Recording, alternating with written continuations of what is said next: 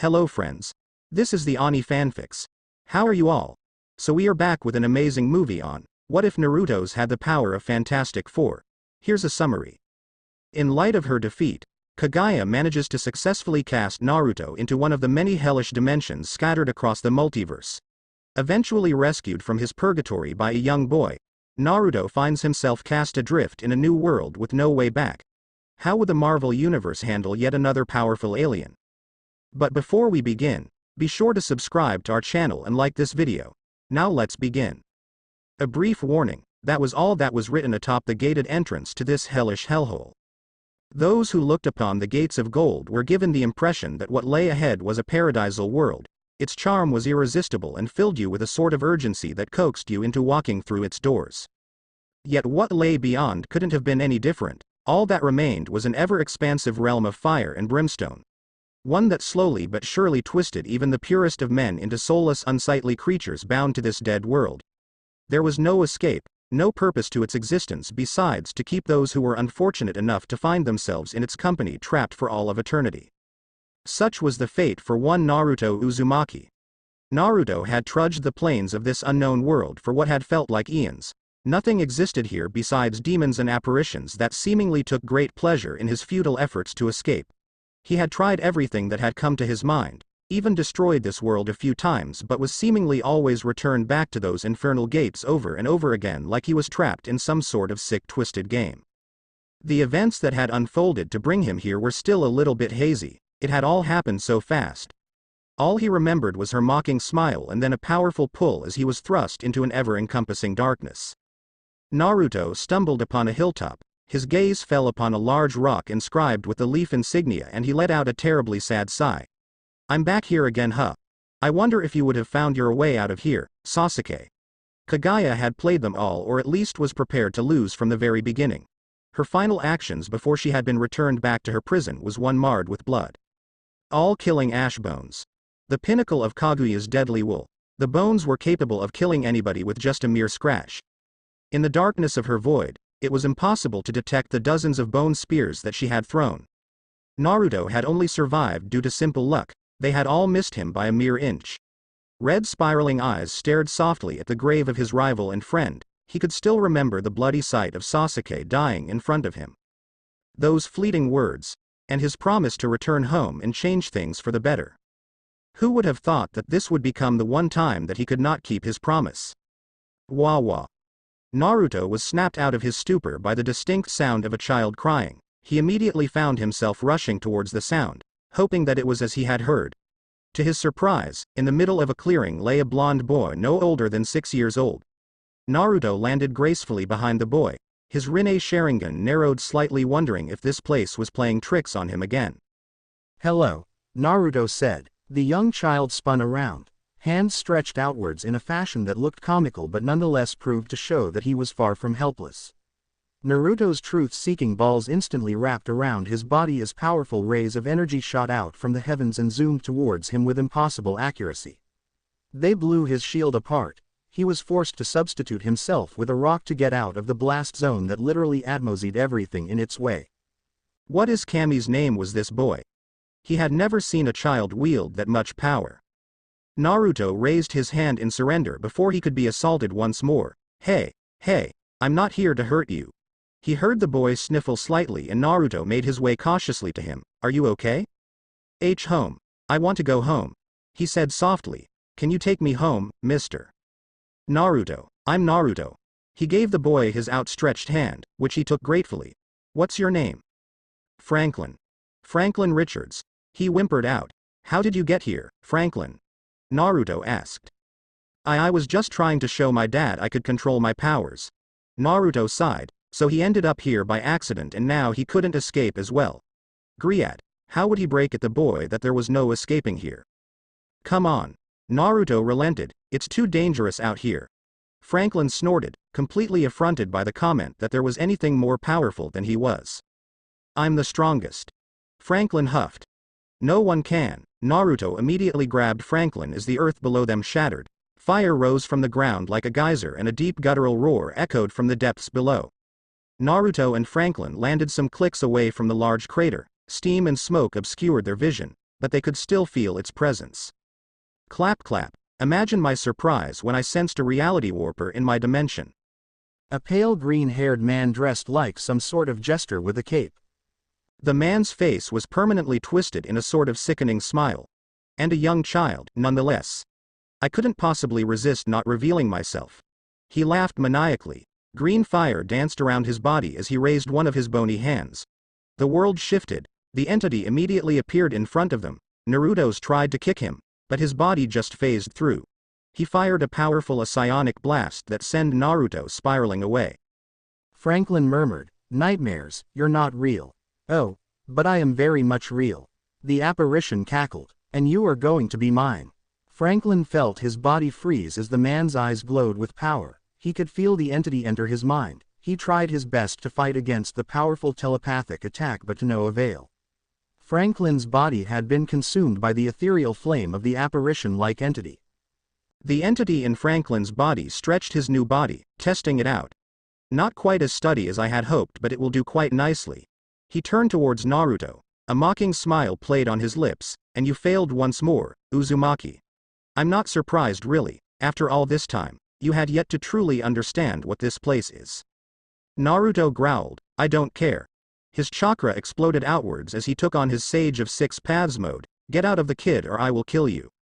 Franklin sneered, "Such power, it's quite sad that you already have that infernal fox inside your stomach. Otherwise you would have made a great host." He raised his hand. The Rasen Shuriken heading towards him was simply willed out of my existence. Naruto had never seen anything like it. 1 second it was there and the next it was gone. Franklin raised his hand.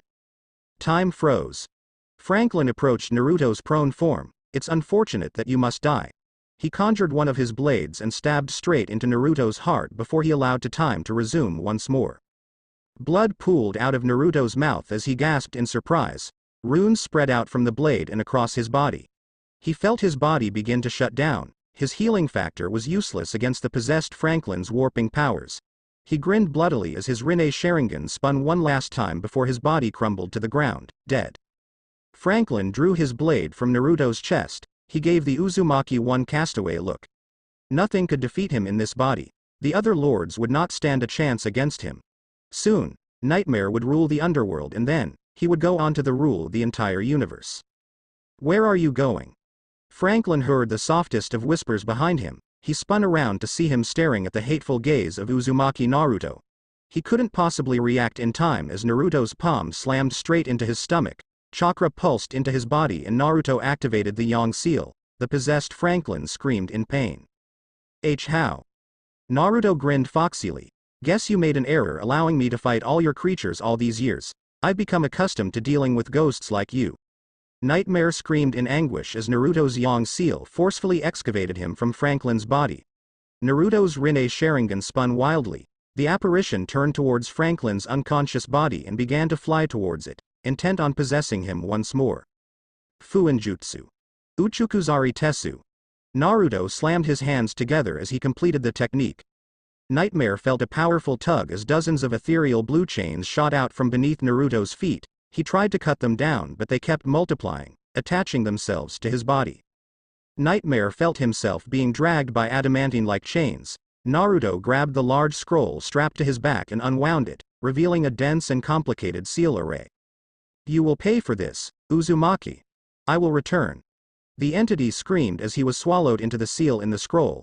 Naruto had no doubt that the being would escape eventually, but his primary concern was Franklin. Franklin looked at Naruto with wonder. "Can you teach me how to do that when we get back home?" Naruto shook his head in amusement at how quickly the boy had just shaken off being possessed. The world began to shake rapidly. Franklin let out a cry as he fell to the ground once more. He knew this feeling well. It was the beginning of a dimensional shift. The realm was beginning to break apart without its ruler, and soon both Franklin and Naruto found themselves blinded by a powerful white light. Franklin closed his eyes and used all of his willpower to wish that he was back with his parents. Dr. Strange prided himself in being the master of all that was arcane. It was after all his duty as Earth's sorcerer supreme to ensure that the mystical never interfered with the mundane. His power and expertise were sought all over the planet. If there was ever anything magical going on, he was the guy to call. "What do you mean, you can't find him?" Susan Storm shouted angrily. Whatever took him was mystical in nature. Doctor Strange sighed. It is impossible to detect a reality warper, Susan. And your son vanished off his own accord. Reed Richards hummed, and what of your magical instruments, do they not give you the whereabouts of our son? The Sorcerer Supreme sighed, such rituals take time, we must have patience. Susan wasn't having any of it, her son could be lost in the middle of nowhere and they weren't doing anything. Johnny Storm gently held his sister and whispered words of encouragement, he's going to be fine, Sue. Remember we're dealing with Franklin here. It did little to soothe her worries but Susan calmed down a little. The Sanctum chimed. Doctor Strange felt a powerful wave of demonic magic erupt from the orb of Agamotto. This wasn't good, it could only mean that something major had happened in one of the dimensions belonging to the Hell Lords. He rushed towards the orb, only to find himself stunned at what he saw. By the mists of Hoggoth, how is such a thing possible? He questioned. The dream dimension had been shattered completely, someone or something had managed to defeat Nightmare in his own world. And they were coming straight here. A multicolored rift blew apart in the middle of the room. A blinding light spread throughout the room forcing them all to cover their eyes. Doctor Strange raised a barrier in time as he felt a sudden spike in energy. Two figures were spat out of the rift at high velocity. He heard them groan in pain as they collided against the invisible barrier. The light eventually died down revealing who the two intruders were. Susan Storm was the first to notice that one of them was Franklin. Franklin, she shouted and rushed towards her son. Franklin opened up his eyes at the unforgettable voice of his mother. He smiled brightly. Yes, I did it, Naruto, he exclaimed. Susan scooped him up from Naruto's arms, smiling and hugging her son. Oh, thank God, Franklin. You had us worried. She stared at him sternly. Don't ever do that again. Franklin nodded tearily. Is Mr. Naruto okay, Mommy? He asked. Susan peeked over her son's shoulder to see the unconscious form of the teen. He saved me from the monster. Gasped Naruto let out a strangled gasp for air. His mind spun wildly from the spiraling effect of interdimensional travel. Son of a bitch, never again. I'm never doing that again. As he came to, he found himself in the presence of four bizarrely dressed people and an orange rock-like being. Who are you people and where am I? He demanded, his chakra flexed outwards in an intimidating fashion. It was moments like this that made Doctor Strange hate his job. Naruto frowned intensely as he sat comfortably in the presence of one Sorcerer Supreme in the Fantastic Four. He had apparently arrived in a different world, not surprising considering that Franklin didn't at all appear as if he had come from the elemental nations. Doctor Strange had been the first to greet him, casting a quick charm on him so that they could all understand each other. They had told him who they were, where he was and what had happened to him. Naruto had apparently been trapped in a dream dimension. Doctor Strange had said that it could only be assessed through the astral plane and that it was a freak accident that his physical form had gotten trapped there. In return, he had told them everything, or at least as much as he was comfortable with revealing. He told them where he had come from, how he had been trapped in that hellhole for more than a lifetime and how Franklin and he had escaped. So I can't go back home? Naruto asked. Reed Richards said, traveling between different universes is very risky, especially without knowing where you are going. It's like rolling a dice. Only the amount of universes in the multiverse are infinite, so the chances of you landing in your universe is almost zero. And without exact coordinates, even if you did somehow reach your universe, the chances you'll just be floating around in space. Reed thought it was better to keep quiet about how even if Naruto landed back home, it was more than likely that he would end up in the distant future rather than at the time that he had left it. Naruto buried his face in his hand and let out a tired and weary sigh. Then it was all for nothing. Reed nodded. I'm sorry I can't be of more help. Susan nudged her husband and Reed quickly added, whilst I cannot give you what you seek, all I can give you is a place to stay until you become more accustomed to life on this world. Johnny Storm nodded. It's totally cool with me. Anybody who saves my nephew is good in my book. Franklin jumped up and down excitedly, and you can show me how you did that thing with your eyes. Susan Storm looked at her son with amusement. She had never seen him so excited to learn something, though she was also certainly intrigued by this new addition's power set. Doctor Strange sat silently, judging the boy in front of him with intense scrutiny. Barely older than 17, Naruto Uzumaki had been through enough suffering to last 100 lifetimes. The fact that he had not gone insane from it all was a miracle in itself, Strange couldn't imagine anybody lasting in the dream dimension for that long without losing themselves to nightmares games. A part of him feared that he was letting someone who could potentially pose a huge threat to them into their world. The boy was reluctant to give them any historical context of his land beside a brief rundown. He had come from a place called the Elemental Nations. The dimension was run down with war and strife. It was primitive and militaristic as opposed to this world. From what little information that he had been given, it was easy to surmise that Naruto had been trained from a very young age, a weaponized child soldier that knew nothing besides to fight.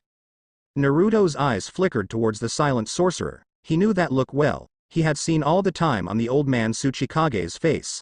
"I know what you're thinking," Naruto said. "You're wondering if I am a threat to your world." He made no indication to answer, but Naruto could surmise by the sorcerer's grimace. "I don't blame you or anything. I'd probably do the same if I was Hokage. The answer is no, I'm not a threat to you or your world. You may not believe this, but I'm tired of fighting even if it's all I know." Dr. Strange merely nodded. His magic sensed no deception from him. Johnny Storm slapped his hands together. "Good, great. Let's get going then. I'm bored, and all of these artifacts give me the creeps." He shuddered as he stared at the skull on the desk that had green mist billowing out of its mouth. The Fantastic Four and Franklin began to make their way out of the room. Dr. Strange said, "I will continue to research how you ended up in the dream dimension. Perhaps it may lead to a way you can get back home." Naruto gave the sorcerer a thankful nod and headed out of the room. "Oh, before I forget." He threw a scroll towards Dr. Strange. "You can start by asking the demon." Dr. Strange appeared stupefied at the prospect that an entity like Nightmare could be sealed in a flimsy piece of paper. He wondered how the world would react to the presence of a new superpower. Once the young Uzumaki stepped out of the Sanctum, there would be no stopping the world from sensing his presence. That vast amount energy brimming within in the boy was akin to a vast ocean. All around the world and beyond, they felt Naruto's power as he took his first step into this new world. Xavier's Institute. Charles Xavier awoke abruptly to the blaring alarms of Cerebro. The machine created to detect mutants had been specifically designed to pick up signatures through his telepathy. On occasion, however, it would set itself off in the presence of a large enough mutant signature.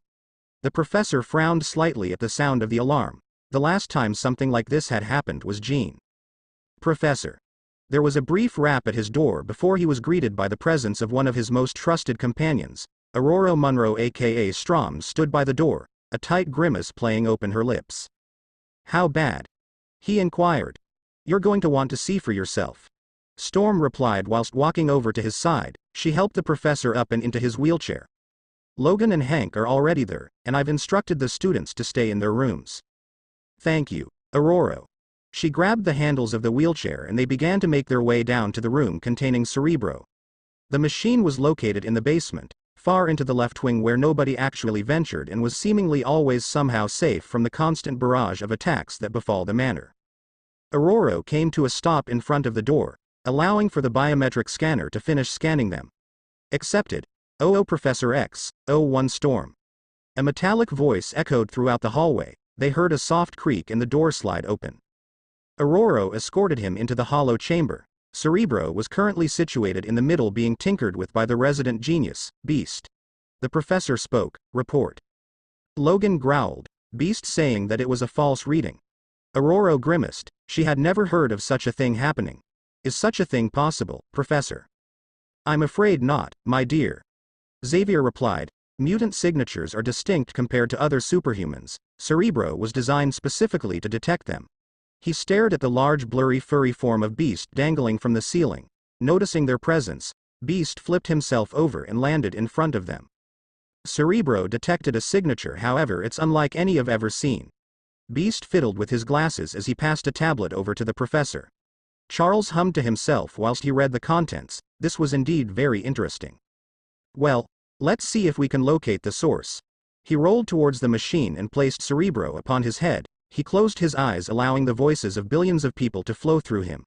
His mind traveled throughout the city of New York until he located the source, a teenager around the same age as Jean. He sent a soft probe to try and investigate who this entity was, only to find himself hitting an impenetrable mental barrier.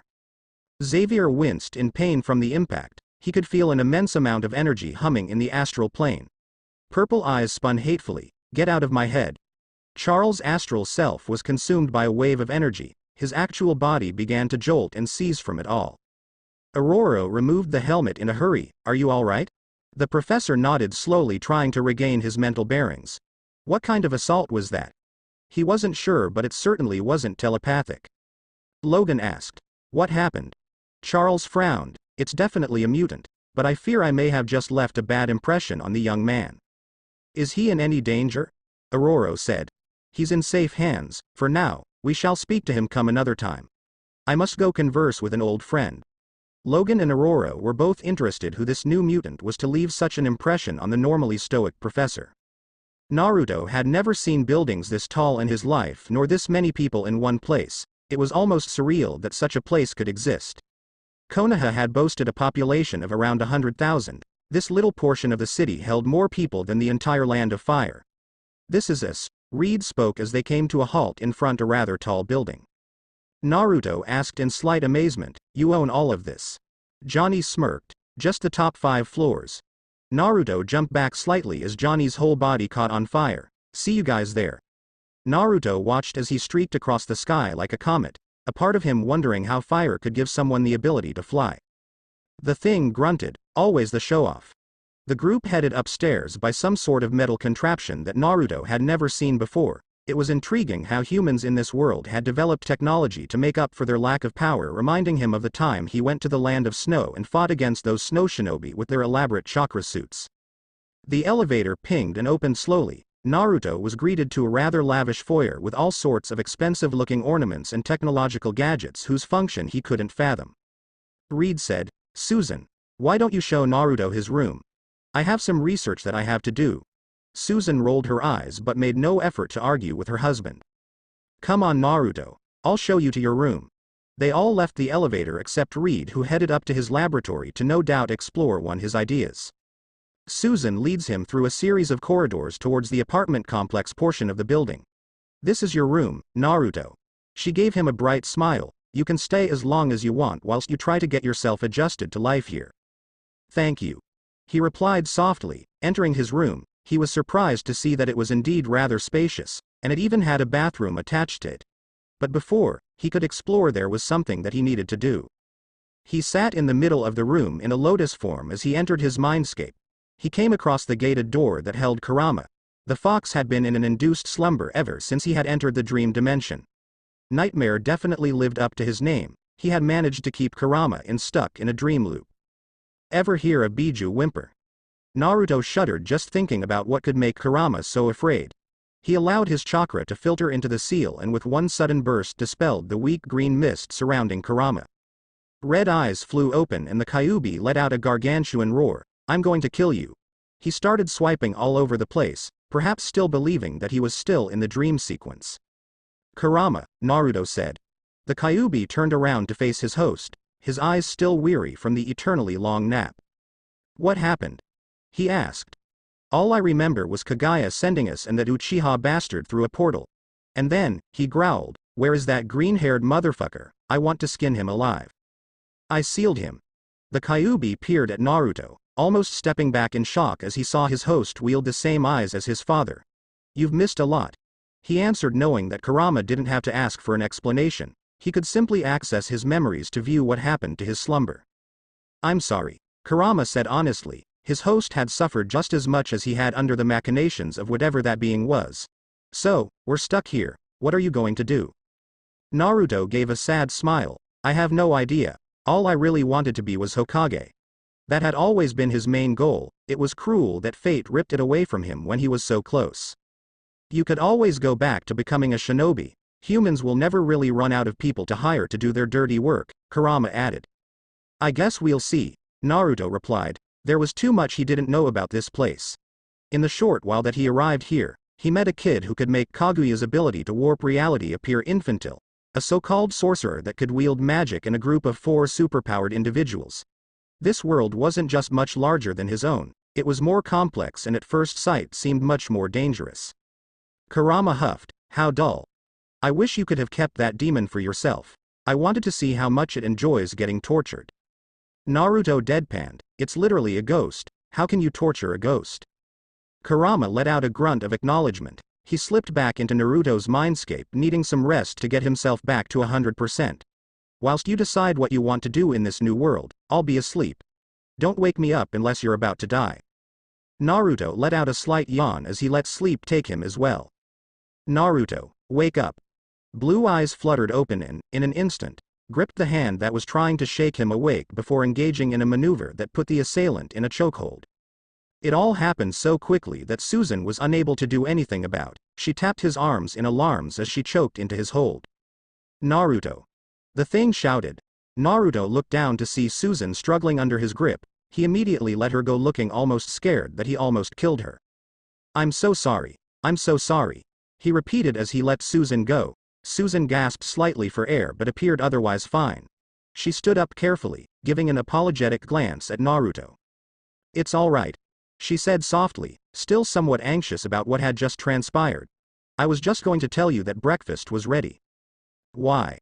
Why were these people being so nice to him? He could be a threat. Heck, he almost killed one of them.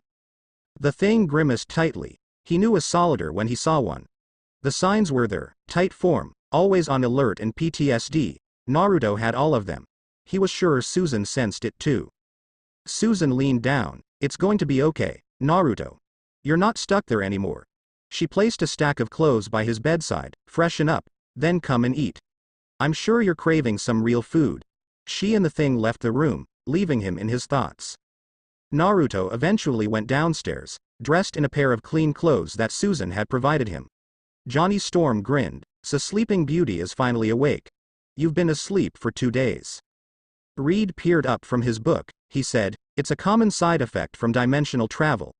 Naruto wondered why they weren't talking about what had just happened. He would have thought Johnny and Reed would outright attack him. A quick glance at Susan gave him all the answers he needed.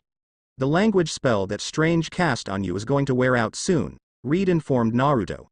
We're going to have to get you up to speed. Naruto grinned. That's no problem for me. I can learn it all by tonight. They looked at him as if he was insane. There weren't many people that were capable of learning an entire language in the span of a few hours, Reed being one of them. Naruto did a cross with his hands, and in a plume of smoke, they were greeted to an exact clone of him.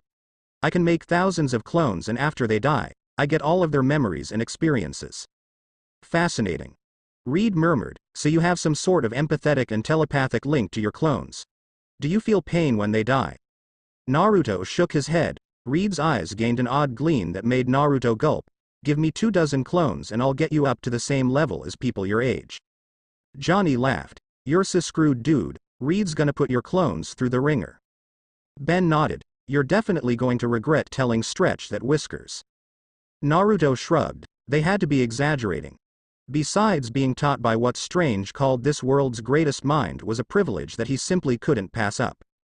Susan added, meanwhile, Johnny can take you out to explore the city and hopefully buy some new clothes. I'll go with. Ben said, I don't trust ya not to mess with the kid, Johnny. And do make sure that he's presentable. Susan glared at her brother, that means no orange. Both Naruto and Johnny said at the exact time, what's wrong with orange? Reed replied, nothing. Susan is just upset about the time Johnny took Franklin shopping and bought him all orange clothes. Susan simply huffed indignation as she headed out of the room, leaving the rest to chuckle at her behavior. Johnny nudged Naruto and whispered, if we move fast enough, we can ditch the big rock. Can he fly? Naruto said cheekily. Johnny simply grinned.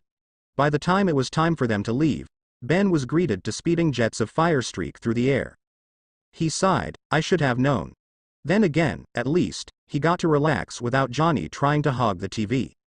Shopping was boring. He knew that already, but without the exciting prospect of looking and browsing over new weapons and shinobi tools, it seemed to be even more mind-numbing and drudging. It also seemed like Johnny Storm was a literal celebrity. People would flock to him every few minutes asking for selfies on these tiny electrical devices called phones. It was almost afternoon when they exited the mall. Johnny said, so we'll drop these off back home and then we can go to the Knicks game. Knicks? Naruto questioned. They're a sports team. Naruto was slightly excited. He wanted to see how well the people on this earth fought. You're gonna love basketball. It's where two teams face off and they have to try and get the ball into the hoop. Whoever has the most points wins. Forget it. This planet was boring. Flame on. Johnny caught a blaze before he took off into the air. Naruto followed straight behind. The two of them flew straight through the city, turning through several different buildings as they made their way back to the Baxter building. Naruto immediately sensed a powerful wave of negative emotion. He turned around in time to dodge a powerful sonic wave. The wave hit Johnny square straight in the chest, sending hurtling down into the ground. Naruto dove straight down, landing effortlessly beside the groaning Human Torch. "Are you okay?" he asked. Johnny nodded. "It surprised me is all." He looked around the street but to no avail. It was as if his attacker wasn't there. Behind Naruto shouted. They both dove out of the way in time as an even greater sonic blast slammed into the pavement. "I'm back." A metallic voice echoed loudly. Johnny's eyes widened when he saw the unmistakable sonic cannon of Ulysses' claw. "Wondering how I'm still alive, Torch." Claws made his way towards them. He flicked his sonic converter against the wall, amplifying the sound till it reached a screeching peak. "Let's just say, I got an upgrade. And I'm here to get my revenge," Claw said, angrily. The Human Torch took off. Flames flew straight at Claw, who simply stood there and allowed it to burn him to no effect. Claw laughed. "Do you not understand? I am beyond human. I have become pure sound. Unkillable, untouchable, I am supreme." "You're insane," Johnny said angrily. He increased the heat of his flame blast. Claw simply raised his sound converter and fired another sonic blast. Johnny managed to dodge it, but his equilibrium was knocked off balance as it ruptured his eardrum. Claw turned in amusement as the whisker-faced teenager threw several blades at his chest only for them to phase through. Naruto groaned in annoyance. "Why do so many of you bastards have ghost-like powers?" Naruto cast a sideways glance at Johnny, who was struggling to keep himself standing as Claw pointed his sonic weapon at him, intent on finishing him off whilst he was weak.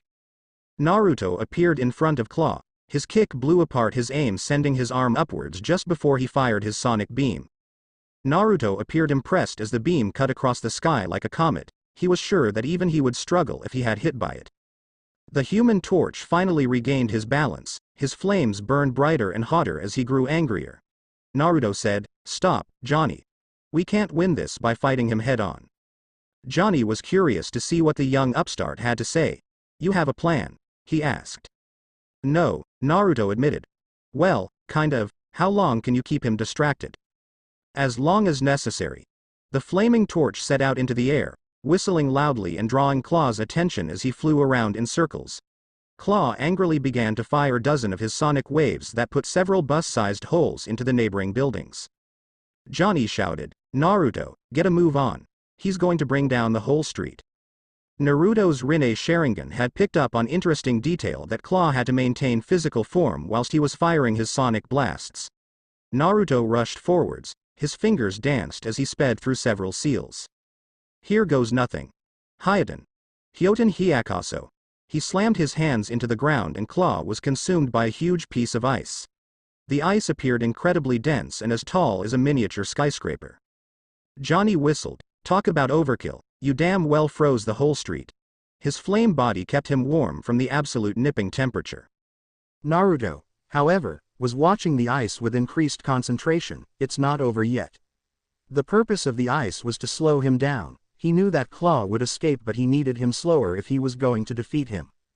A loud screeching vibration shocked the earth beneath them. The ice cracked and then there was a long pause that made both of them wonder if Claw had expended his energy. The mountain of ice and snow shattered like a piece of glass. Claw said victoriously, "Your ice wasn't cold enough to stop sound." An icy mist blocked his vision. He raised his weapon as he heard the brief shuffling of feet. Claw stomped on the ground and used the sound to try and echolocate their location in the mist. Behind him. The ice had slowed him down. He couldn't react in time as Naruto's palm slammed into his chest. Gakido. Claw felt a powerful pull from his body as his energy began to seep out of him and into Naruto. He screamed in veritable pain as his form began to flicker.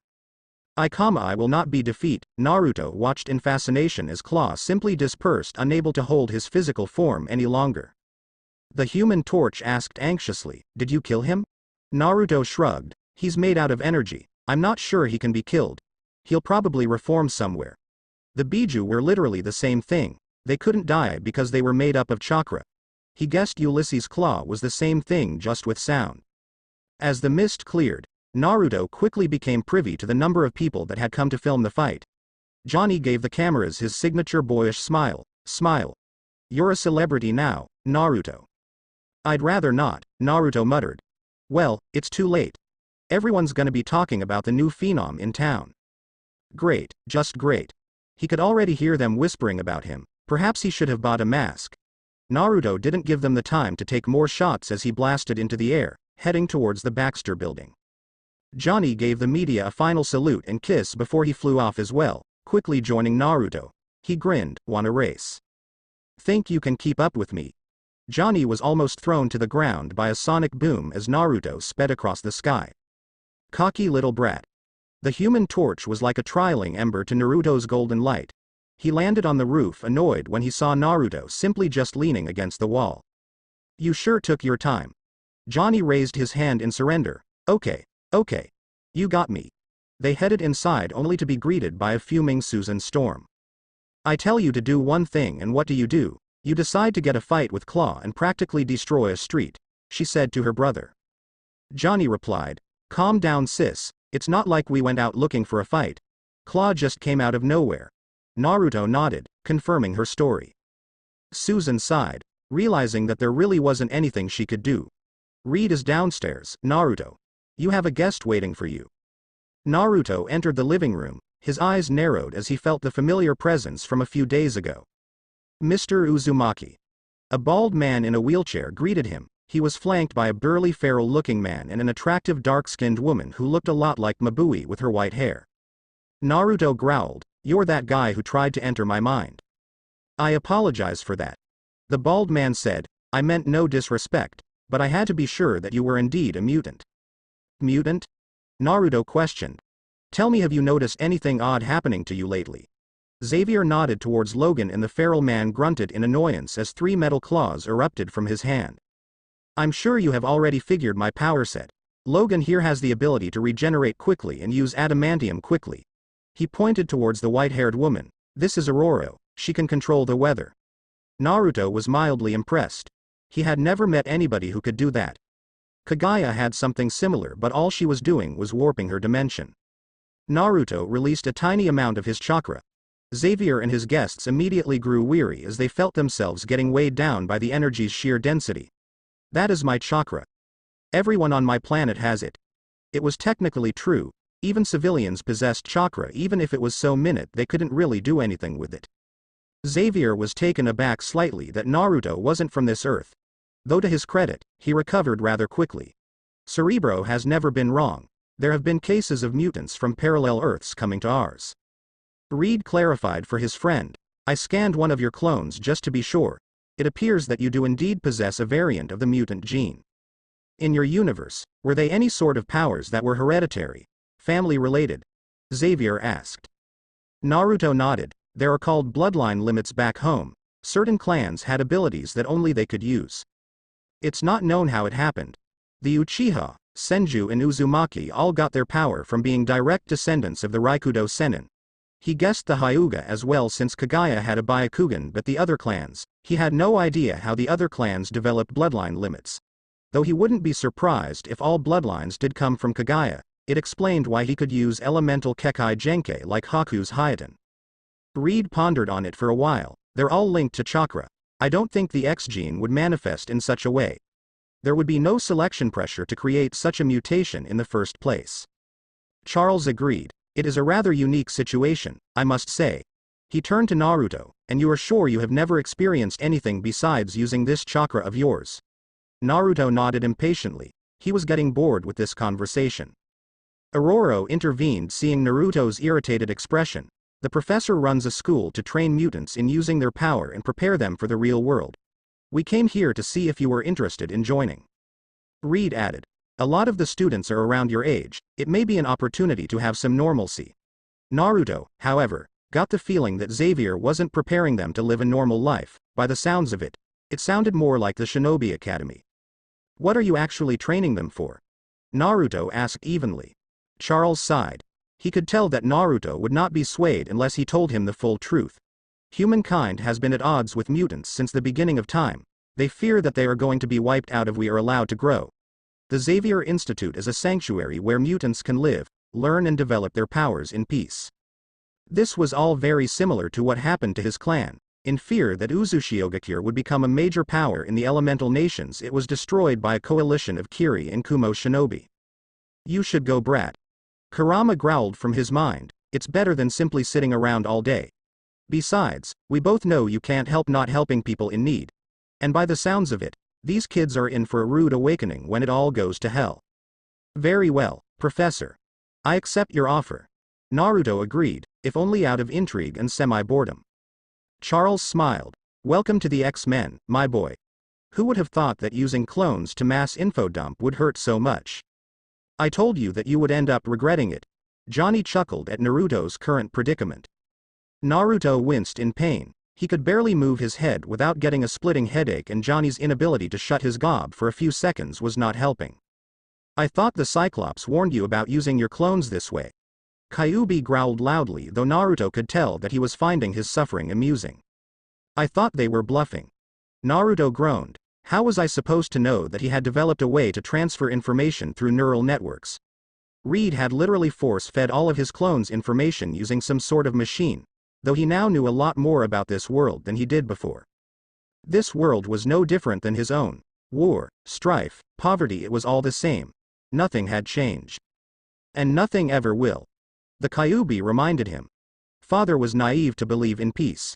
Humans are too prideful to admit their flaws, too short-sighted to care about anything but themselves, too quick to draw arms against those who are different than them.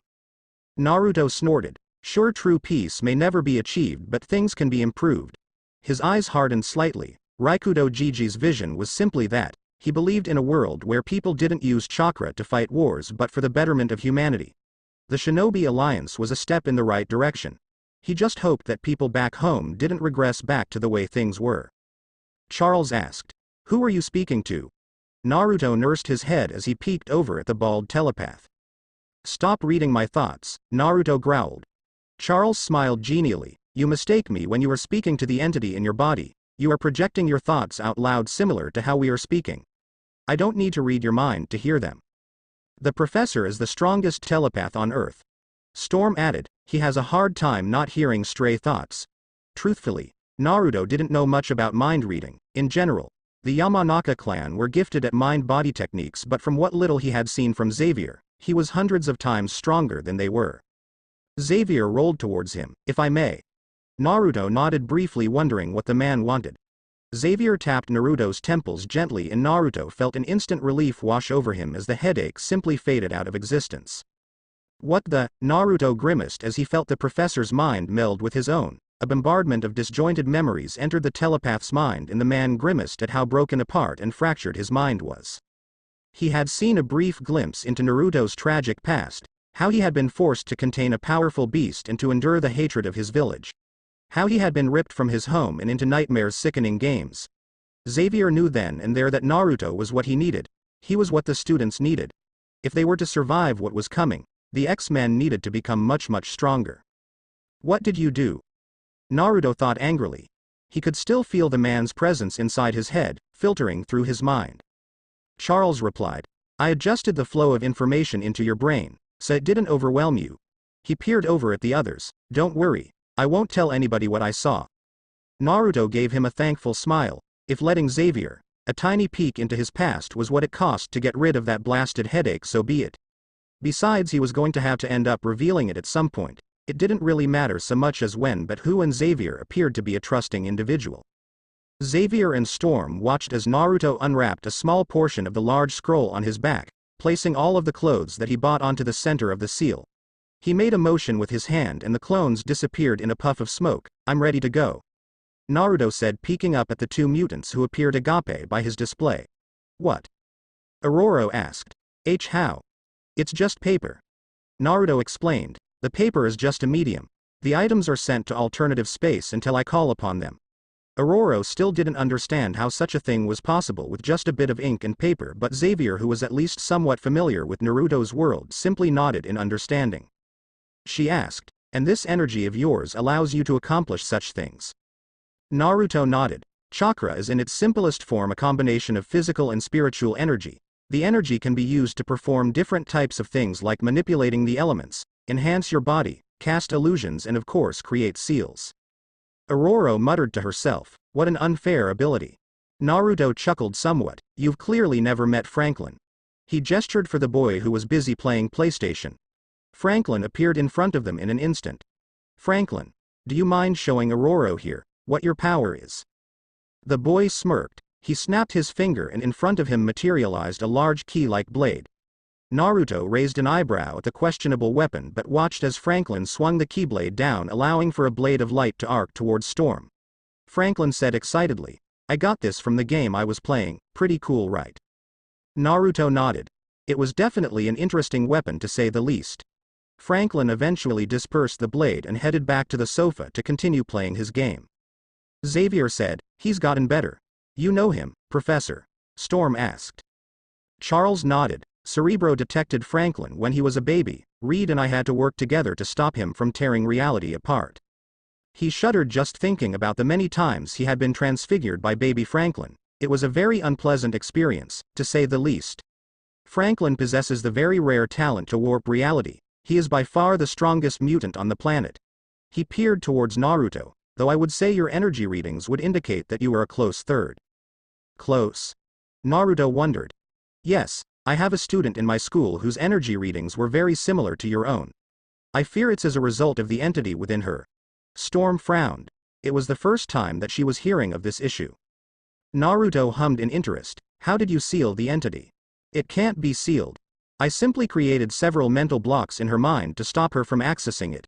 He said sadly, I didn't want to of course, but her power is so volatile that she would rip herself apart by using its power.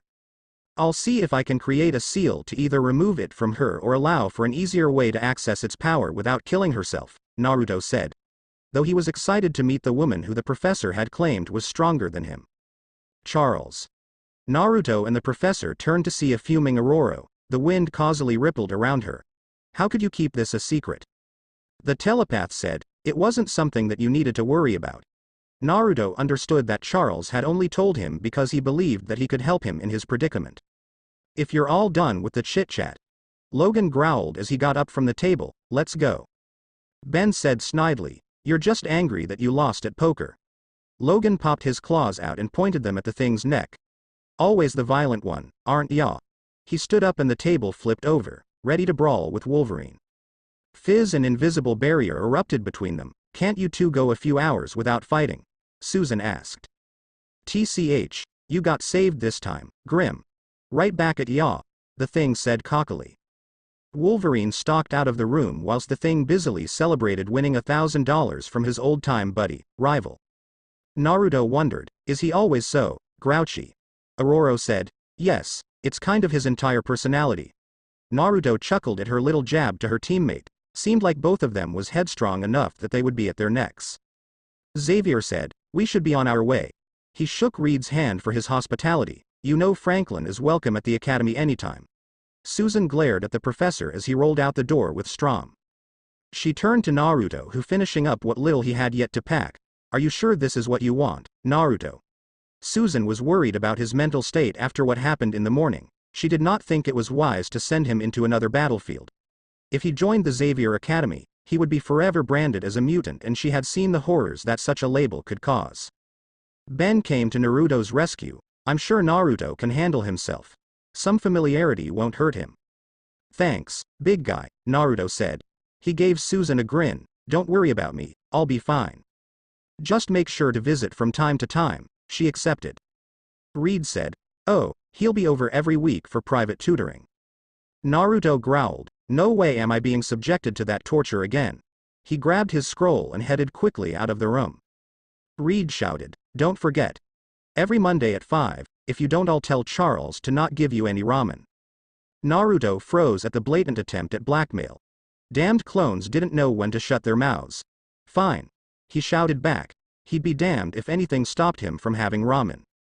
The Xavier Institute stood alone in the remote farmlands surrounding Worcester. It was around 3 stories tall and had 2 main wings attached to the main building. Naruto noted how the institute didn't appear to look anything like a school but rather a posh residency.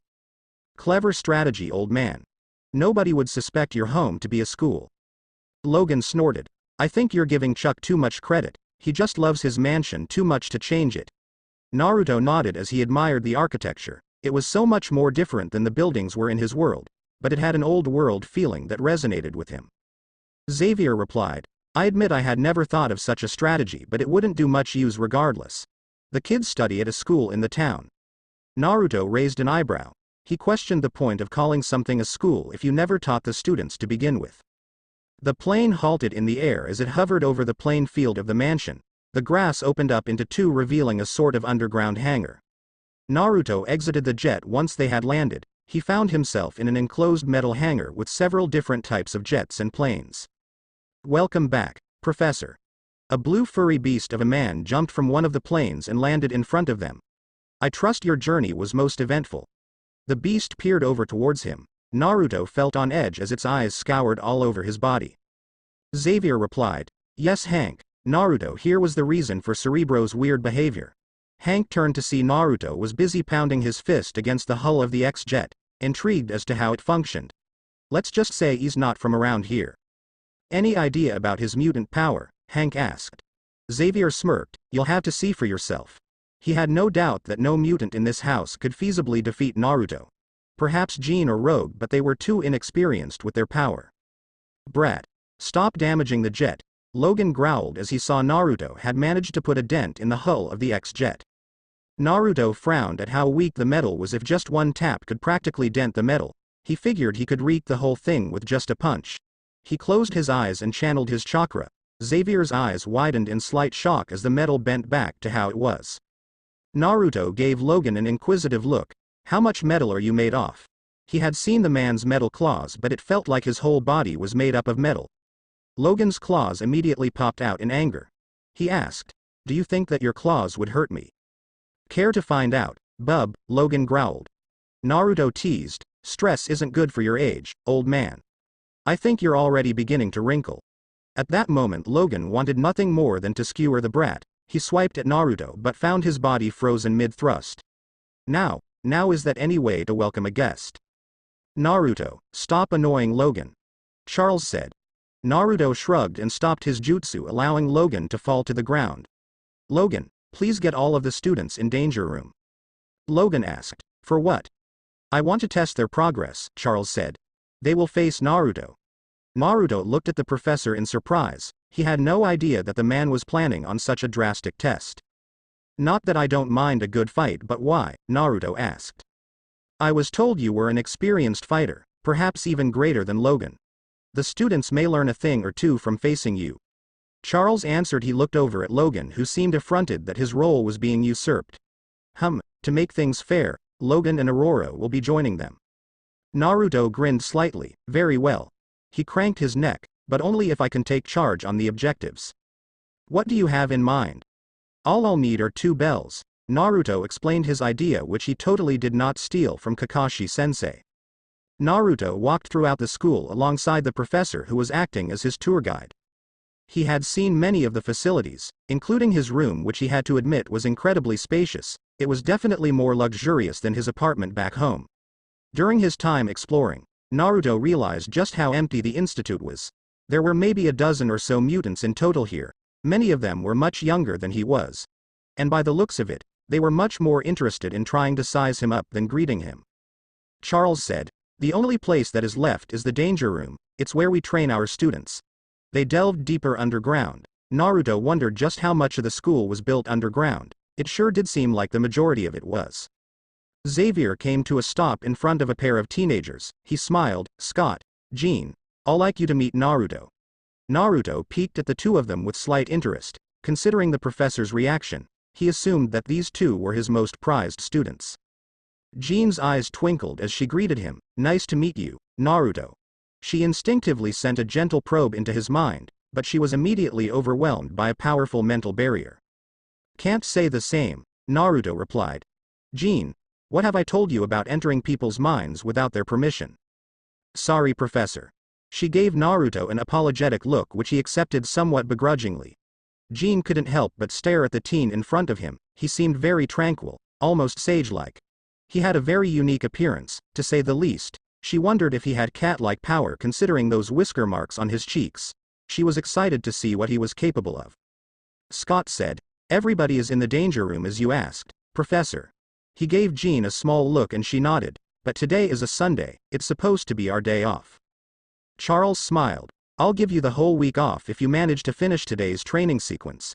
Jean and Scott looked surprised at the offer.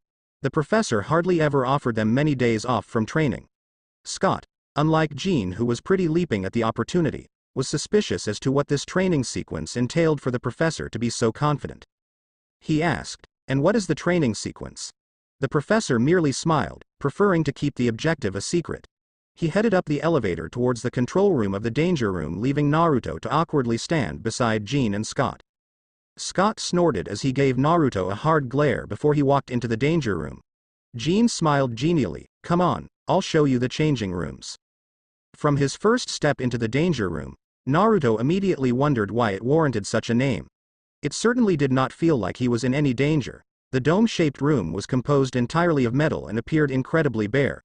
In fact, the only thing in the room was a large metallic ball that hung onto the ceiling. "Welcome to the danger room, Naruto." Charles's voice echoed through several microphones sporadically spread around the room. He introduced Naruto to the students opposite from him. In addition to Scott and Jean, Naruto met Kitty, a petite brunette who had a penchant for saying like, Kurt who looked like a blue-furred devil and spoke in a weird foreign accent, and Aurora's vocal nephew Evan. Finally, there was Rogue who had hidden in the back. She didn't at all seem interested in anything. Kitty asked, "Why do we have to fight him? Can't he just go through a simulation?" Charles echoed, "This is as much a test for Naruto as it is for you." He pressed a button and a metal tentacle rushed towards Naruto. The boy's reaction was to simply grab it and rip straight from the ground. "Besides, my machines won't do much against him and I'd rather not cause such needless damage. They did cost a lot, and contrary to popular opinion, Charles wasn't made out of money." Rogue shrugged. "Let's just get this over with." No matter how strong this new mutant was, there was no way he could beat all of them, especially with Wolverine and Storm on their team. Evan looked at Naruto with slight suspicion. The team looked increasingly familiar to him, like he had seen him somewhere. His eyes widened in shock. "You." He pointed at Naruto and looked over at his friends. "He's that guy on the news that was fighting with the Human Torch." "Oh, we are so dead." "Calm down, Evan," Aurora said to her nephew. "There is no use getting scared before a fight." "Aurora is correct." Charles echoed, "The test is rather simple, Naruto. If you will." Naruto raised a pair of two small jingling bells that were tied to his pants. "That is your objective, to pass the test. All you have to do is take the bells from Naruto." Kurt hopped around eagerly. "Easy." He disappeared with a small bamf, appearing all of a sudden underneath Naruto, hand outstretched as he reached for the bells. Naruto turned towards Nightcrawler. He grabbed his hand with a teasing grin. "I didn't say start." Nightcrawler was hurled straight back towards the group. He landed straight onto Wolverine. Logan shoved Kurt off of him and launched himself towards Naruto. Claws outstretched and eyes feral with rage, Naruto dodged several off Wolverine's clawed swipes. The man angrily growled at how comfortably Naruto was parrying and countering his attacks. Flume Naruto jumped out of the way as a beam of red energy zoomed towards him. Logan looked up in slight surprise before he was hit straight in the chest by one of Scott's ocular blasts. Naruto appeared as a flicker beside Scott. "You have really bad aim." Cyclops immediately turned and fired another beam towards him. Naruto simply made a motion with his hand and Logan was struck by another one of Scott's blasts, sending him spiraling into the wall once more. "Missed again." Naruto teased as he appeared where Logan previously was. Scott growled and fired several more energy beams towards Naruto, who expertly danced between them like they posed no threat to him. "Really, I'm beginning to think that you might need stronger glasses," Naruto said as he appeared above him. Scott's visor glistened as he prepared to fire another beam, but Naruto was much faster than he was. Dynamic entry. The wind was knocked straight out of him as Naruto's flying kick landed straight into his diaphragm. Scott's body crunched harshly against the wall. The mutant teen groaned in intense pain. That kick had to have cracked a rib or two. "Got ya." Naruto felt two hands suddenly grab his feet and drag them under. Kitty's face slowly emerged from the ground as she rooted him into the ground. "Jean now." He stared amusedly as Jean outstretched her hand. He felt a powerful pull from his midsection and the bells hurled straight towards Jean. Kitty smirked. "We win." Whilst Naruto had been busy dealing with Logan and Scott, She and the other had formulated a foolproof way to obtain the bells without having to engage in direct combat, which they would quite clearly lose. Kitty felt a slight shift in Naruto's aura. Immense amounts of chakra poured out of him like a broken dam before it vanished altogether. He flexed. Boom! Kitty had to turn herself intangible as Naruto, in a show of pure strength and speed, blew apart the metal floor and dashed towards the hurling bells. Jean shouted, "Kurt, get the bells now." Naruto frowned as Kurt teleported near the bells. The Blue Devil was too quick for him to use a substitution jutsu. Guess he had no choice. Jean watched as Naruto's electric blue eyes turned sinister red. She heard him mutter something, and like before, Kurt's body was swapped with Naruto. He grabbed the bells and spun himself in midair. He pushed his palms outward and a torrent of lightning struck her. Jean let out a silent scream. Her body crumbled unconscious into the ground. "Jean!" Kurt shouted as he watched her fall. He teleported beside Naruto, intent on knocking him out. Naruto grabbed Kurt's kick. He gazed into the mutant's eyes. Sleep. Kurt felt his mind cloud and an irresistible fatigue overcome him. Naruto gently lowered the snoring mutant onto the ground. He grinned as he turned towards the remaining 5. "Who's next?" Evan rushed towards him. Bones sprouted out of his body and he fired them straight at Naruto. The bones were simply a distraction for Logan to attack him from behind. He slammed his hands together and a burst of ice erupted around him, encasing them both in a glacier. All that remained were Kitty, Rogue and Storm. Naruto suddenly jumped to his side as Kitty tried to grab from under once more. The same trick won't work me on again. Though it was beginning to annoy him that he could not sense her in her intangible form. A beam of red energy erupted from underneath the ground and struck him straight in the chest. "It wasn't for ya," Rogue said in her silky southern accent as she and Kitty arose from the ground like ghosts. Rogue raised her hand. Naruto immediately felt himself being flung towards her. "I'll finish this quickly." She removed her glove. "This will only hurt for a second." This girl, Naruto thought. She had the same power as Scott and Jean. No, she was using their power. He could practically feel their life force melding into her own. He couldn't allow himself to be touched. He allowed Rogue to drag him towards her using her telekinesis until he was mere inches away from her skin. Shinra Tensei. A small yet powerful gravitational burst erupted from Naruto. Kitty and Rogue were launched into opposing ends of the room, knocked unconscious by the sheer force of his attack. Naruto looked up at the floating storm. "It's just me and you now, Aurora." The woman sent several small lightning bolts towards him. Naruto noted just how lackluster her efforts were. "I thought you could control the weather," Naruto inquired as he appeared suddenly behind Aurora. She swiped her hand and a gust of air blew towards him. He vanished once more. He appeared in front of her. Storm felt Naruto grab her by the hems of her uniform and thrown straight towards the ground. She managed to save herself by using air to cushion her fall. But all I'm seeing is a woman who is afraid of using her power. The air turned icy all of a sudden. Storm shoved her hand towards Naruto, directing the icy storm towards him. Naruto simply ran through a series of hand seals, Kaden. Gokakyu no Jutsu. He breathed in and expelled a ball of fire that was almost half the room in size. Ice met fire. The room exploded into 1,000 torrents of steam. "Charles, shouldn't we stop the fight now?"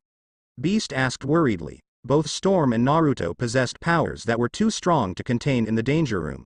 He was also worried that their fight would lead to the other students getting hurt. The professor didn't choose to reply as he was more invested in watching Naruto fight his strongest student. The heavy steam was beginning to settle down, revealing an uninjured Naruto and Storm. He noticed the steam around Naruto begin to boil and froth until it reached a point where it exploded, and to his surprise, he sent a pillar of pressurized hot gas straight at Storm, who countered by raising an icy wall. Beast looked in wonder as Naruto and Storm danced in a hail of the elements, each of them using dissimilar elements to counter the other. The boy had thus far shown many different abilities. He listed them all in his mind: energy manipulation, spatial manipulation, elemental control, and he appeared to have superhuman strength, speed and agility.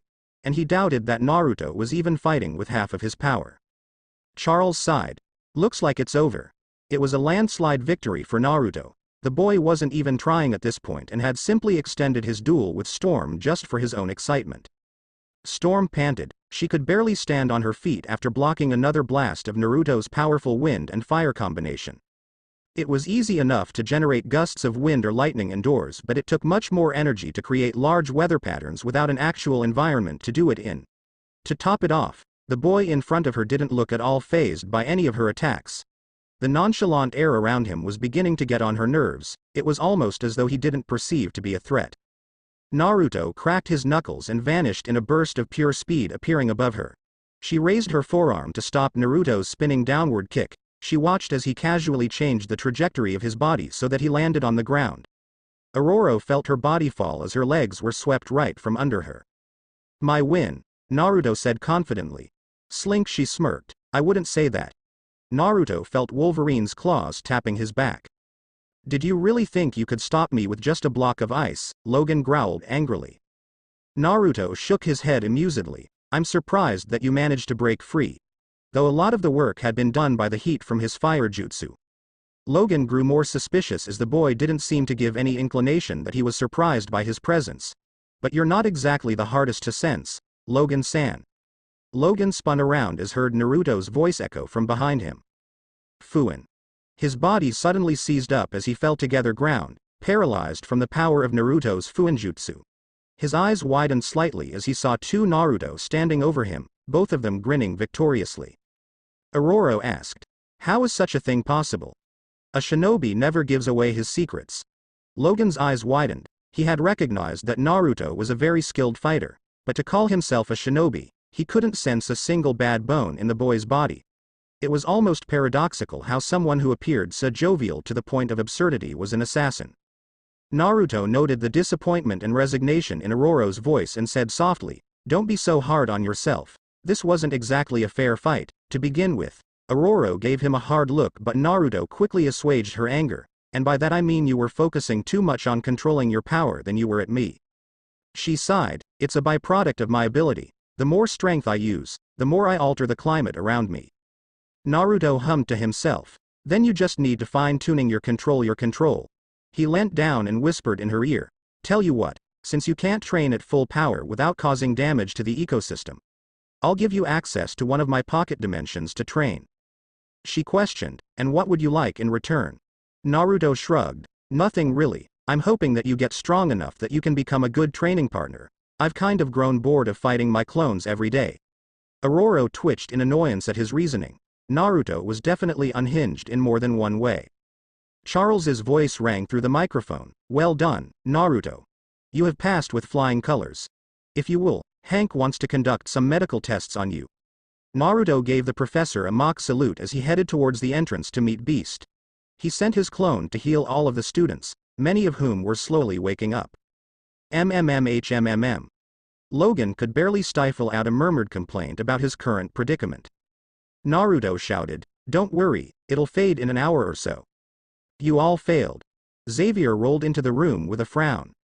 Scott muttered, "No shit, they were thoroughly beaten. It was almost embarrassing to call themselves the protectors of mutant kind if they were taken out so easily by a teenager." "I told y'all, we would lose." Evan shrugged carelessly. Kitty nodded, "Like what we were you expecting would happen, Professor." "You weren't supposed to beat me." Naruto's clone appeared suddenly in front of them with a fully healed Jean and Rogue. "It was a test to see how well you all worked together." Kurt asked, "Then they should pass." "No." He pointed towards Jean and Kitty. "They came the closest to taking the bells from you." He was still upset that Naruto had managed to beat him at his own game. Naruto shook his head. "Your attacks were too disjointed. You attacked less as a team and more as individuals. Sure, you worked together but only when necessary." He looked at Scott evenly. "Don't even get me started on how you decided to use your power. Did you really think that it was a good plan to just spray and pray?" Scott gritted his teeth angrily. "Who are you to tell me?" Naruto's arm shot forward and grabbed Scott by the neck. The boy chalked under his grip. Naruto looked over at all the stunned students. "What if I was your real enemy? What would you all do then?" He gripped tighter. He peered down at Scott, who was struggling against his arm. "The second one of you is captured, the enemy gains the upper hand." Naruto pointed at Kitty. "I could do this. Kitty, kill Jean right now or Scott dies." Kitty's eyes widened. Her body shut down as she stared at how Scott was whimpering under Naruto's crushing grip. Xavier said firmly, "Naruto, that's enough." Naruto let Scott go. The boy fell to the ground wheezing pain. He looked at the group and said, "The world is changing. People are becoming more and more aware of mutant kind. We must all prepare, not just to protect other mutants but to protect ourselves from those who wish to cause us harm." Things would be different this time, Xavier promised to himself. "Why is your fur blue? Anybody ever tell you that you look like a cross between a cat and a monkey? I bet all that fur gets in the way when you, arg." Beast pricked his needle harshly into Naruto's wrist in pure frustration as he tried to draw some blood out from the unruly boy. He wondered which of the gods he had upset to have to deal with Naruto's insatiable curiosity for his affliction and inability to not sit still for a single minute. "This is so boring," Naruto exclaimed. His eyes flickered over to the machine that Beast had placed his blood sample in. "I'm in perfectly good health. I don't know why I need a physical." "Indeed, you are, Naruto," Beast replied. He focused on the results of Naruto's genomic sequencing and full body scans. "Fascinating. I can't say I've ever seen a body quite like yours." Naruto deadpanned. "I'm not from around here. But you are still human. There have been occasions that mutants from different universes have been detected by Cerebro." Beast's screen changed to one depicting the movement of Naruto's cells. He ran them through his biosim program to see how they responded to stress. So that's your mutation. What is it?" Naruto couldn't comprehend what was happening on Beast's computer screen. It just looked like circular blobs elongating and sliding around all over the place. He noticed a glowing yellow circle brighten and encapsulate around the blob each time it was attacked by the program. Beast said, "I had originally thought that your mutation was directly related to this energy of yours. It's not uncommon for an X gene to be directly affected by one's environment or heritage. However, it would appear that in your case, your mutation seems to be what is enhancing your chakra." He pressed a few buttons and a body scan appeared on the screen.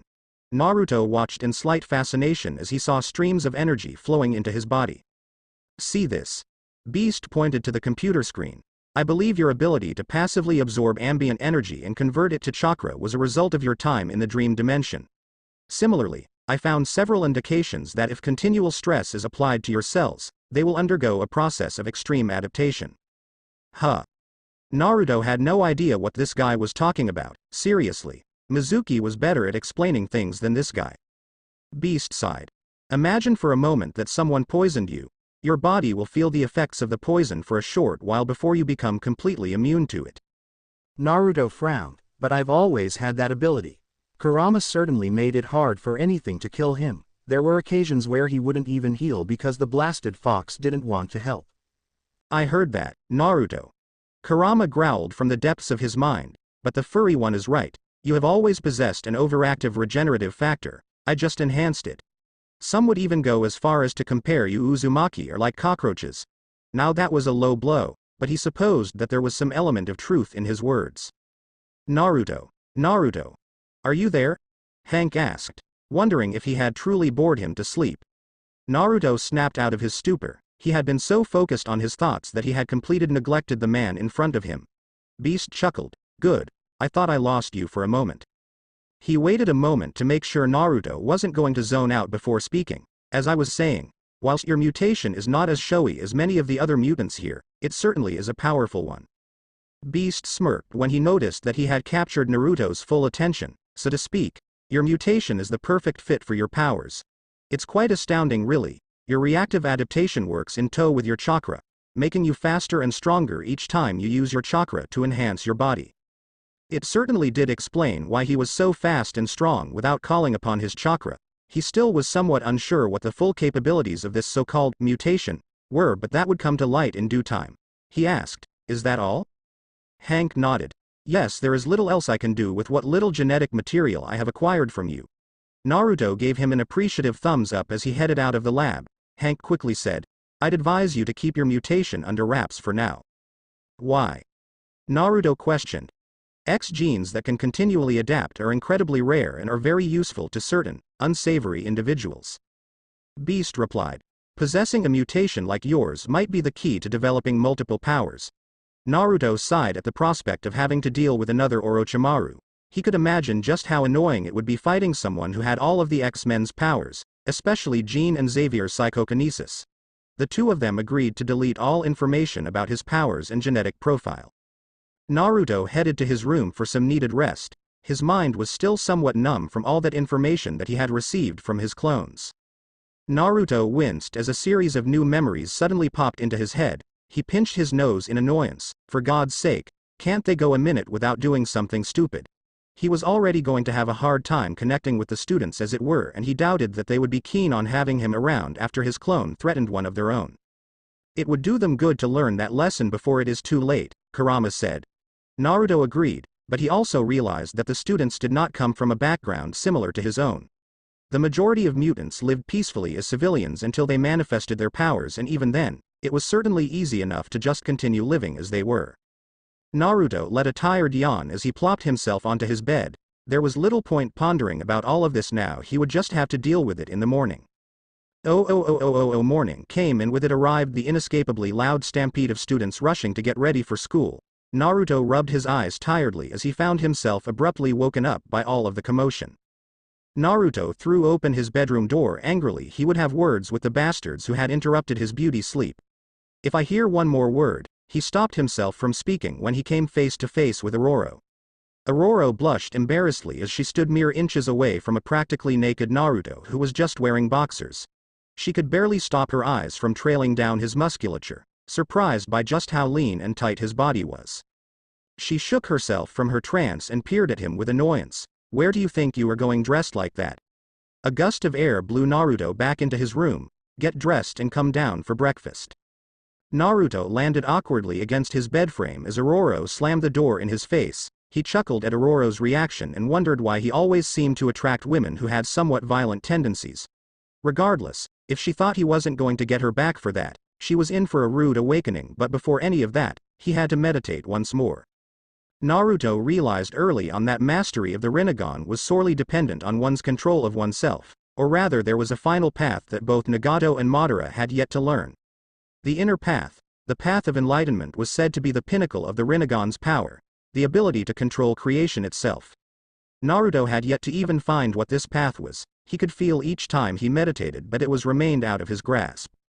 Kurama muttered, "You're just as annoying as he was. Meditate this, meditate that." Shush, Kurama. I need to concentrate. A pure white aura blanketed over him. He could feel the world around him with ever-increasing clarity. The earth's tumultuous rage. The emotions of those in the mansion and beyond. This was different than before. In the dream dimension all he could really feel was himself, but here it was as if he had tapped into the world around him. Kurama watched from the depths of Naruto's mind. He smiled proudly. You were right. He truly is the one. He had always known that his partner would become the one to carry the mantle of his father. No. Kurama truly believed that Naruto would transcend him. The Biju had little time to ponder as he felt something dark emanate around his host's body. He growled and slammed his hands together in a show of true strength. Snap out of it, Naruto. Kurama's chakra erupted out and grabbed onto the darkness. Naruto's eyes slowly opened, dazed and confused as to what had just happened. A dark cloud danced in front of him. He couldn't see it, so to speak, but he could sense it with his senjutsu. The cloud frizzled out as soon as it realized that it had been detected. What was that? Kurama asked. Naruto frowned. I don't know. But he had a feeling that it was linked to his sage mode. When he had taped into nature, it no longer felt warm as it did back home, instead it felt cold and empty. Whatever that cloud was, it was trying to corrupt him like it more than likely did to any other nature user. He would get answers, but right now he had more important matters to handle, namely feeding his growling stomach. Naruto arrived at the dining room in a flash, surprised that nobody was there besides Aurora, Logan and Charles. Where are the others? Aurora replied, they're already making their way to school. Naruto let out a sigh of relief. He didn't really feel like having to deal with all the negative emotions that he had sensed before. Charles said, come sit, Naruto. The bald telepath folded his newspaper as he drank some more of his tea. Hank told me about your mutation.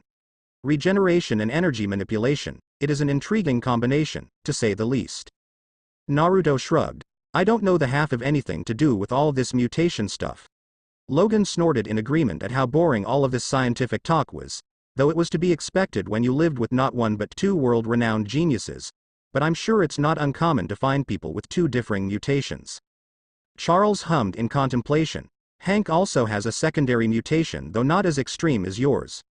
Naruto let out a mental sigh of relief as the telepath decided not to probe further into his deception. Perhaps we will encounter more mutants with such abilities in due time. Naruto asked. You mentioned something about danger last night. Is there anybody I should be worried about? Logan grunted. Well, there's Magneto and his group of lackeys. They call themselves the Brotherhood of Mutants. I'd say the only one who's a threat to you is Magneto himself. Who is Magneto? Charles answered. An old friend of mine. He and I parted as a result of our differing stances on humanity.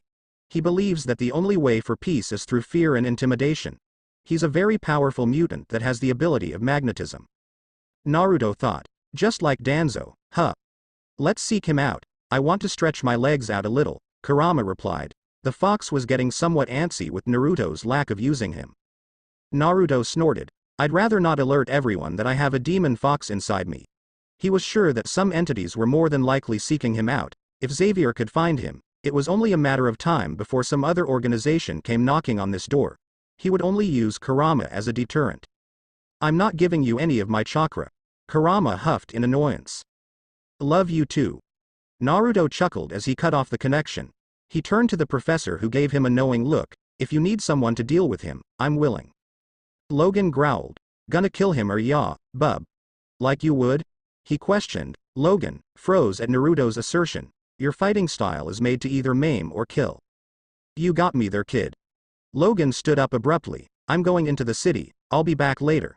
He told Charles as he slinked out of the room, muttering something about having to deal with Sabretooth again.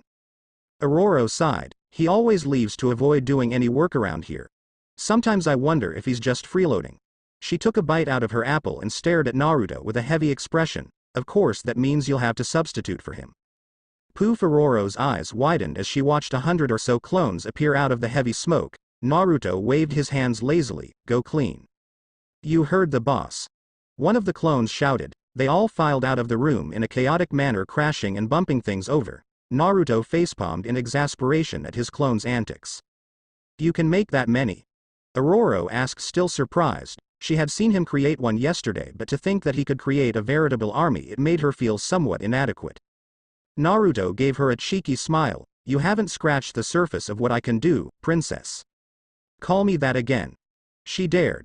A cold breeze whipped around her in a menacing fashion. The table around her slowly began to freeze from the temperature. Lightning crackled in the sky and the skies grayed from Storm's slight anger. So that's her true power. Naruto thought as he felt the sudden shift in the atmosphere. He had originally believed that she simply controlled the individual elements that encompassed weather, but it was becoming increasingly more clear that Storm possessed no such ability. Instead, she simply changed meteorological events to her whims, or rather her temper. Aurora, Charles warned. She let her powers dissipate as she simply huffed and exited the room. Naruto looked at the professor and wondered what he had done to trigger her to such an extent. I wouldn't worry about it. Aurora has a bad history being called such things. Her powers made her somewhat of a godlike figure back home. Charles explained. Naruto simply nodded and returned his concentration back to his food, which was thankfully not frozen. Naruto and Xavier sat in silence as they finished their respective breakfast. Naruto enjoyed eating the fluffy pancakes whilst he inscribed a few sealing arrays on a throwaway piece of paper. The design of any singular seal required intensive testing and an even more exhaustive process of trial and error. It was the reason why most shinobi never truly bothered with learning the art. Unlike the other shinobi art, mastering fuinjutsu in its entirety was a lifelong endeavor, and even then, one would usually only be able to master certain subsets.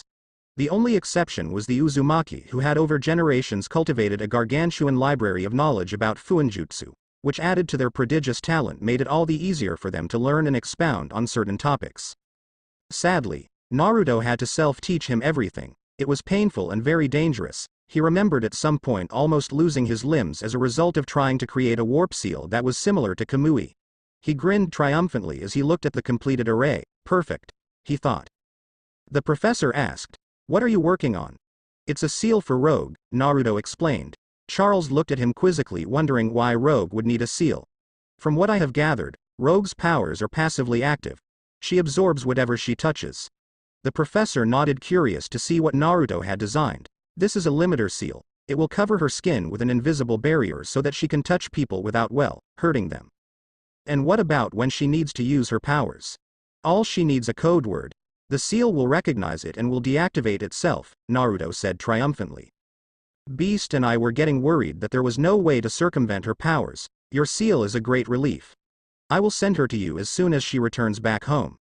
Charles said. He pressed a chair on his wheelchair and began to drive off to his study. In the meantime, I advise that you spend the rest of the day devising a lesson plan for your danger room session with the students.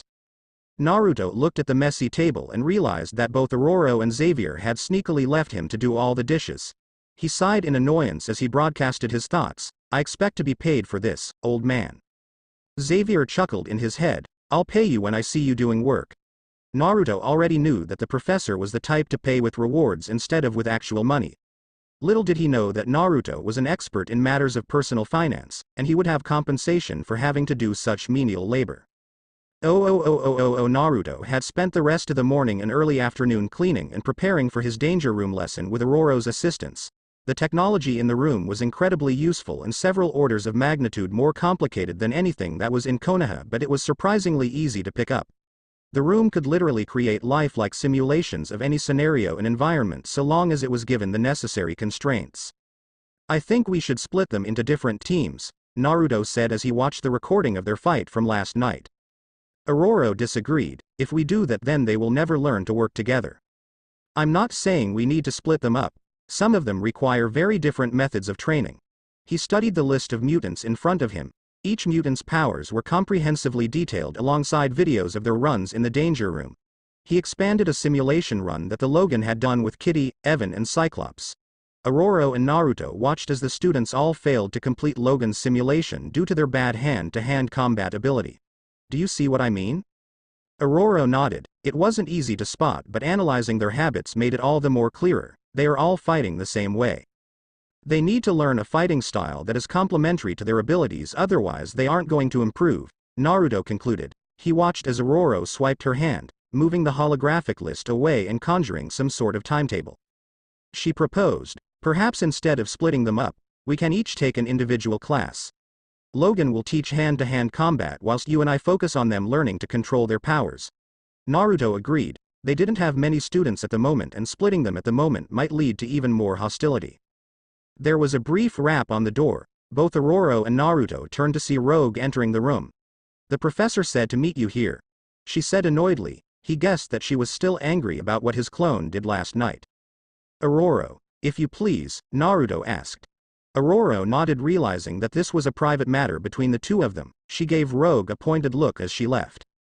The girl simply huffed whilst she leant against the metal wall, coolly gazing at Naruto. What do you want? I have things to do. Naruto teased. You have something more important than getting your touch back.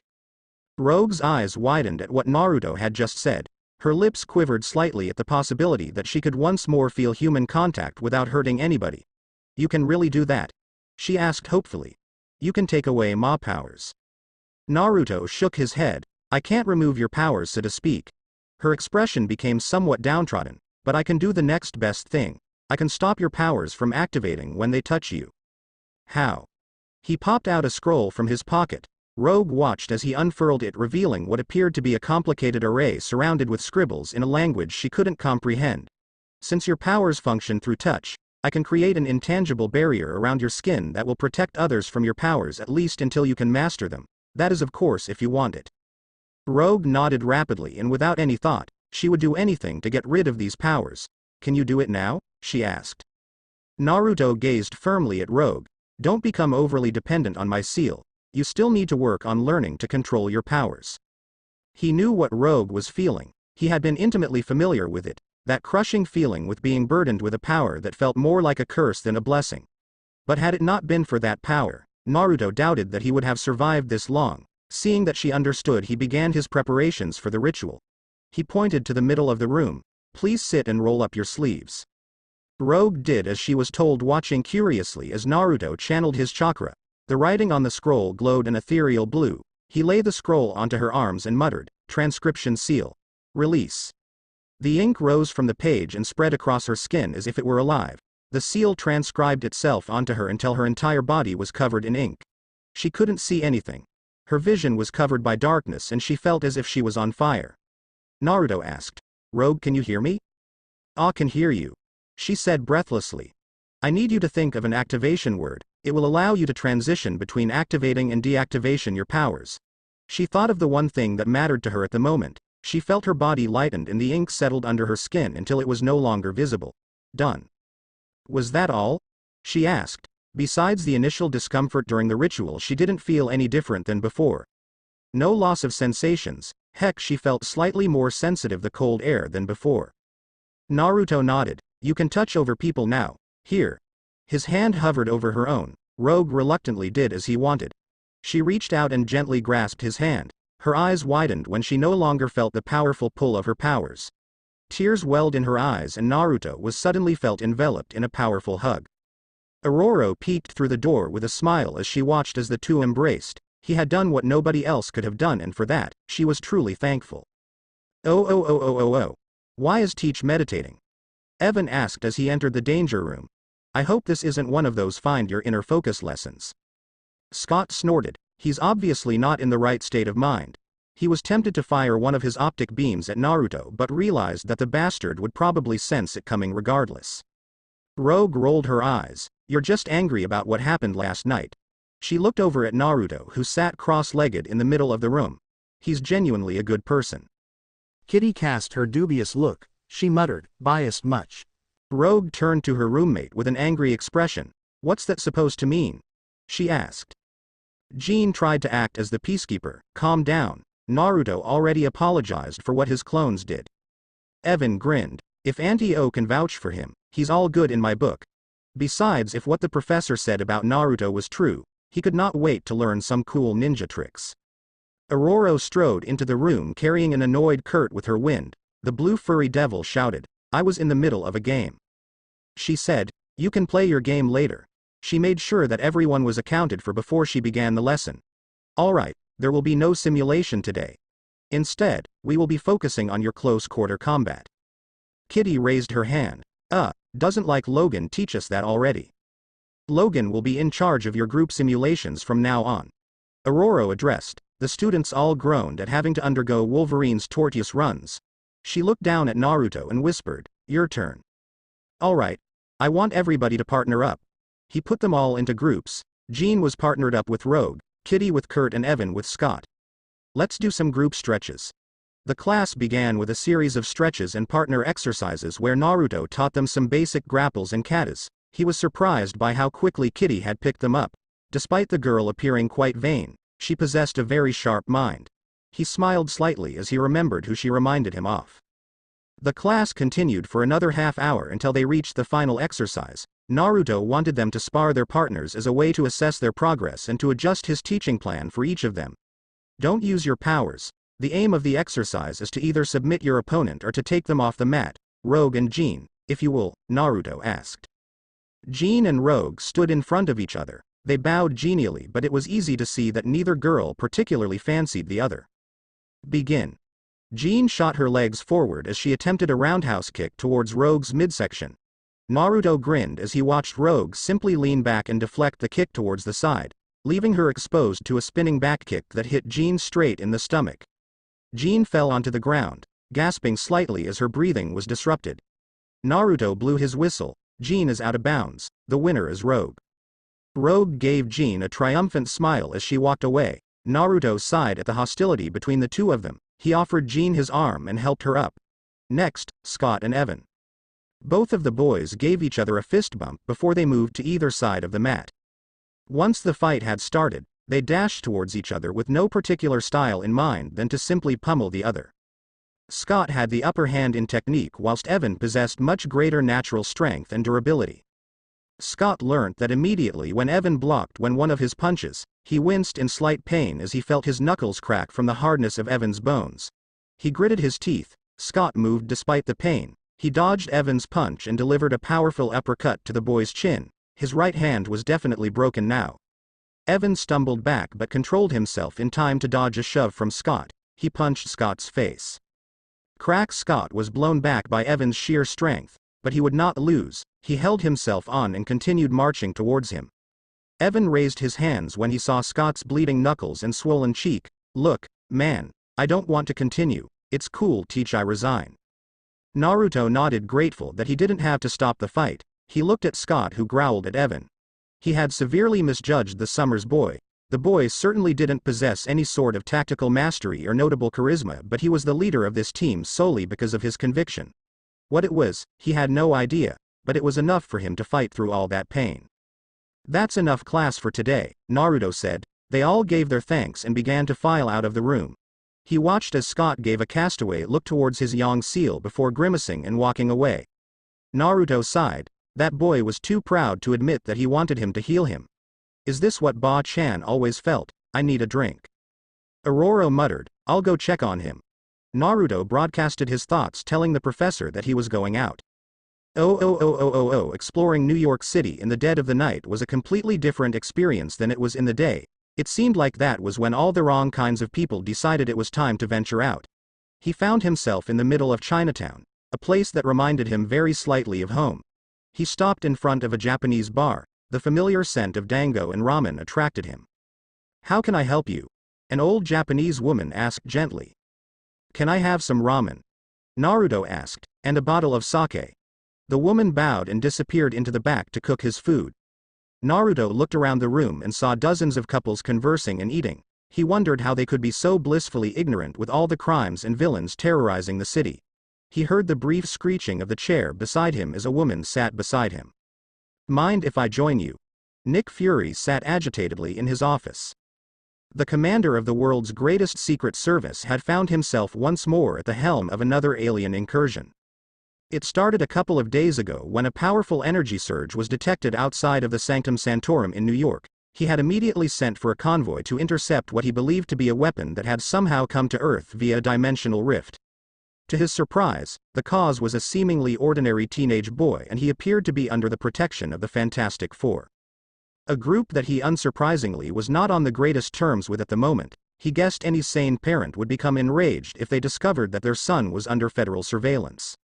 In his defense, there was no way he could let a child that turned the universe into his puppet walk around unsupervised. In response, Reed had made the Baxter building a black box, almost virtually impossible to spy on from the outside or the inside.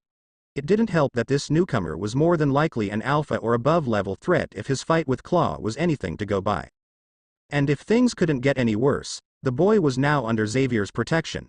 Damned telepath would be able to uncover any of his operatives from 100 miles away. Fury's thoughts were disrupted by a sudden knock on his door. He pinched his nose in annoyance when he saw who it was. Come in. Maria Hill casually walked into the room. Her grin seemed to indicate the absence of trouble. Report. Fury commanded. We got him, sir, Maria announced. Her hands hovered over her watch as she projected a holographic screen towards Fury. Satellite feed showed that he is currently alone in New York. We won't get a better opportunity than this. Fury asked. Do we know where he is heading? He's been circling Chinatown for the last half hour, probably looking for something to eat. They watched as their target stopped in front of a Japanese bar. He entered the establishment. Fury typed a few words on the terminal and the CCTV of the bar appeared on the screen. Maria could see that he was currently evaluating his current options. She wondered what he would choose. A hit squad? Would he send an agent? Or would he go himself to greet their alien friend? Fury muttered, Get me Widow, I have a mission for her. Sir, I'm afraid Widow is currently dealing with a problem in Madripoor. Maria reminded him. Why not use Agent Drew? She is better equipped to handle such a mission. Fury gazed at his deputy with a slight smirk. You've already got a plan of your own, don't you? He hummed slightly in appreciation. Very well. Task Agent Drew with the mission. Maria looked at her commander with slightly wide eyes. Though he would not say it directly, he was giving her full control of the op. She bowed. Right away, sir. Fury watched as she walked towards the door, and Maria. He called out. The woman stopped by the door to hear he had to say. If you mess up, it's on your head. She nodded in understanding as she exited the room. Now all that was left was to wait and see what would happen. He had a feeling that this mission would go anything but right. Restaurant, Chinatown. Mind if I join you? Black hair spilt into his vision as the mysterious woman shifted her body towards his own. Naruto blushed slightly as he peered over towards her. Her pretty green eyes danced with mirth as she saw his reaction. Be my guest. He replied apprehensively. He secretly went about creating a contingency if things went awry. She smiled wolfishly. Don't look so frightened. I don't bite much. Naruto picked up the bottle of sake and drank another shot from his sakazuki. He offered her the bottle and the woman took it graciously. Jessica drew. She introduced herself. Naruto. Nice to meet you. I haven't seen you around here before. Are you new to New York City? Jessica asked as she took a sip from her drink. He chuckled sheepishly. What gave it away? Was it the accent? Jessica merely pointed towards his whisker-like marks. That, and one rarely forgets someone with your appearance. Even in a city filled with superhumans, she said knowingly. Naruto raised an eyebrow at that. He had no idea that his whisker marks stuck out so much, which he admittedly should have realized sooner. He decided to recompense on the topic later as the old woman walked out of the kitchen with his bowl of steaming ramen. It had been far too long since he had last eaten a nice bowl of ramen or any food that he enjoyed for that matter. Naruto had to stop himself from devouring the bowl in one go in fear that he would embarrass himself in front of his guest. You come here often then? Naruto asked as he finished his bowl of ramen. Jessica nodded. Japanese food is a guilty pleasure of mine. The food here is a good balance between being tasty and relatively cheap. Naruto snorted slightly. There was no way the food here was cheap as for its taste. It certainly wasn't Ichiraku's, but it was decent enough that he felt that he hadn't been ripped off. So, tell me Naruto. Where are you from? She asked sultrily. Her body relaxed slightly. He could tell something was wrong straight away as his senses were suddenly bombarded with Jessica's overpoweringly enchanting scent. His mind began to numb slightly, and he felt everything except Jessica become hazy as a sudden powerful desire overcame him. The effects were incredibly subtle and would have fooled him had it not been for his empathetic abilities.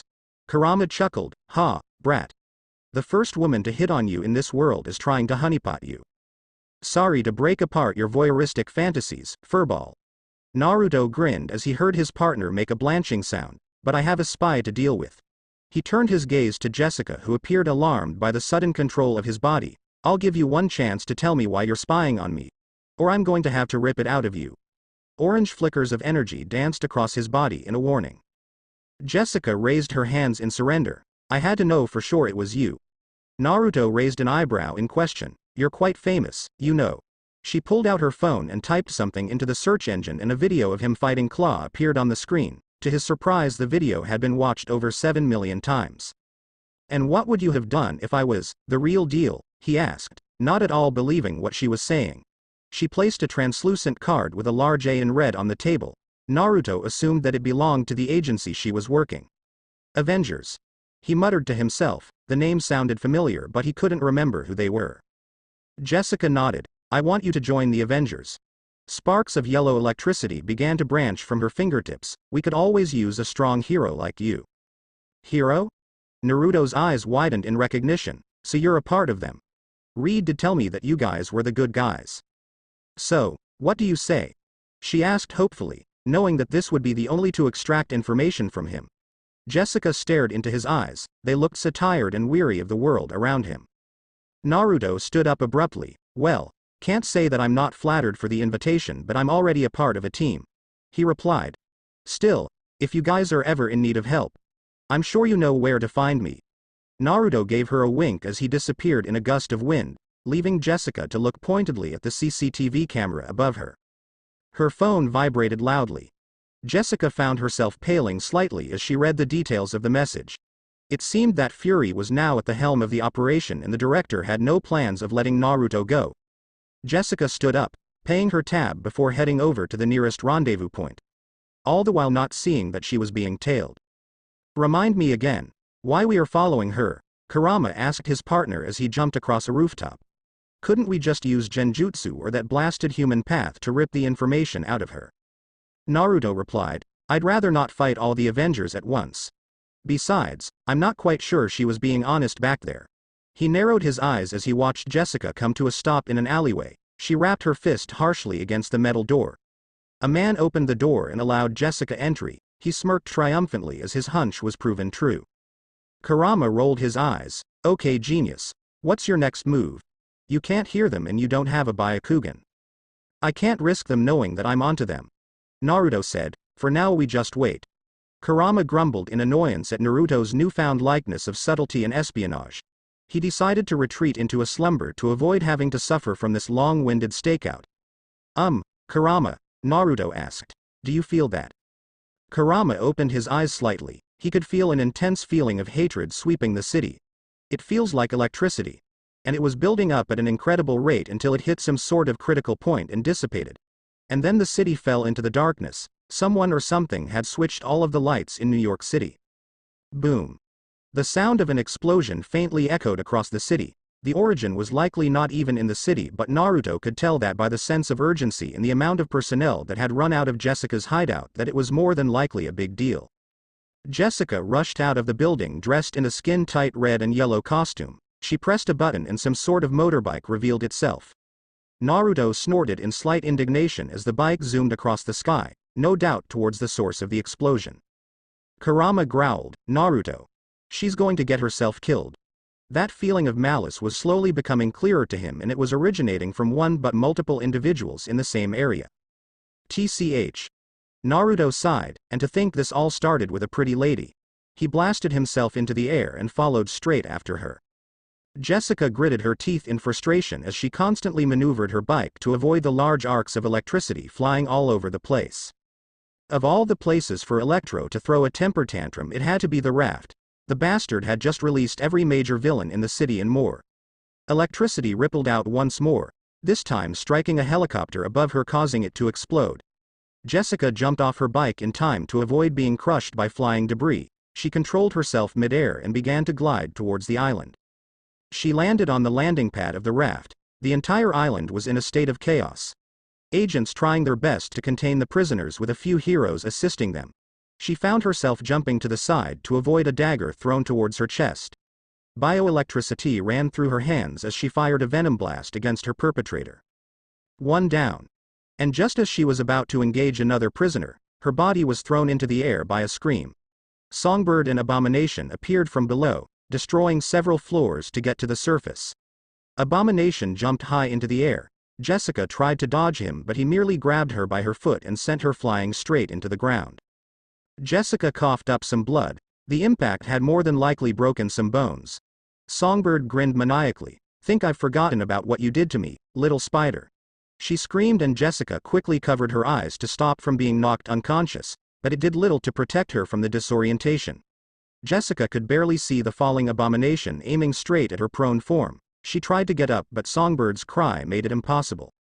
A flash of yellow sparked across her vision. Abomination was sent straight through the entirety of the raft and into the ocean. Jessica didn't know to feel relieved or worried when Naruto appeared in front of her. "Seems like I got here just in time." His palm touched her chest and Jessica felt her body heal immediately from her injuries. "How?" Naruto didn't answer her as he moved towards Songbird. The woman let out a scream, but Naruto moved so fast that the sound didn't even leave her vocal cords yet. He gripped her by the neck and slammed her body straight into the ground. Songbird immediately fell unconscious. He moved immediately to engage more prisoners. A flash of brilliant yellow light danced around the raft, knocking dozens of prisoners out by the second. Jess. Carol Danvers landed slowly beside her best friend. "Are you all right?" Jessica nodded slightly. "I'm fine, though I would have been mice meat if it weren't for him." She pointed towards Naruto, who was busy making short work out of the reeking crew. Fury had said that he was strong, but this was pure insanity. He was pulling out powers as if they trading cards. Carol grinned. He might be as strong as me." She released a blast of energy to stop two attackers from coming near them. "Can you still fight?" she asked. Jessica nodded. "Where are the others?" Carol shrugged. "Most are stopping those who managed to leave the island. Pretty sure. All the heavy hitters have left by now, but I'm here just in case. I'm going to have some fun now." Carol blasted herself into the air. Jessica shook her head in amusement as she jumped down into the building to capture those who were hiding and to gain some insight into what had occurred her.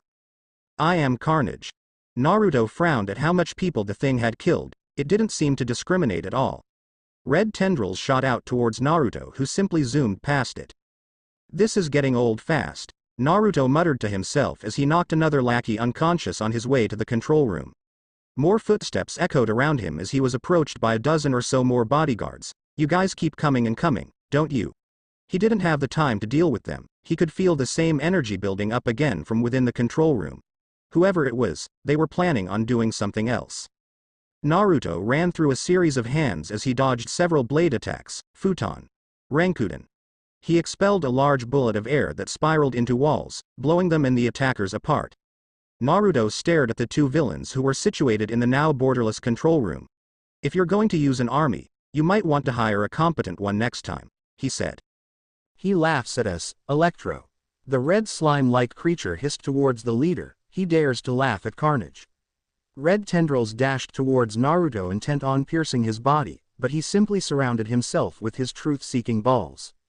Carnage screeched in pain as it found its tendrils vaporized upon contact with Naruto's cocoon. The symbiote's anger overrode its rational faculties as he grew many times its size and began to hammer against the black wall to no avail. Naruto peeked through the shield. Are you done? Carnage's eyes widened slightly as the truth-seeking balls spun and lanced straight through its body. The symbiote let out a straight gasp as its form was blown apart and pooled onto the ground. How pitiful. Naruto stared at the unmoving pool of red liquid before focusing his attention on Electro. Give up, you can't defeat me. You should have escaped when you still could. I know that I can't defeat you. Electricity poured out of him, entering all the control panel and sending everything haywire. Naruto sensed something deep within the earth beginning to stir, a rage, unlike anything that he had ever felt. The raft began to shake, metal began to bend downward and a huge wave of gravity forced everybody onto the ground. Electro let out a strained chuckle, but he can. Graviton is going to destroy the city and there is nothing you heroes can do about it. Fury. A voice boomed across the entire raft. Bring me, Nick Fury. The island itself began to get crushed from Graviton's fury. Naruto acted quickly, slamming his hand onto the ground. Doten. Chokichugen no Jutsu. The immense pressure suddenly ceased. Naruto needed to get Graviton before he realized that his gravity had been countered. Kurama, I might need you for this one. Finally. Kurama growled, the bastard is currently floating above us. Let's surprise it with a Bijudama. Naruto chuckled, I'd rather not blow everyone up, at least not yet. Naruto flew straight up. He saw Graviton staring angrily at Triskelion floating above the city. Naruto conjured one of his truth-seeking balls. He turned it into a lance and fired it straight at Graviton's back. It hit him dead on, but to Naruto's surprise it did not leave a single scratch. Who are you? Graviton questioned as he turned himself around. Did Fury send you too? The man's eyes were bloodshot and he appeared in a weird state of delirium as he kept muttering to himself. Naruto answered, I have no idea who that is, but you need to stop before you kill any more people.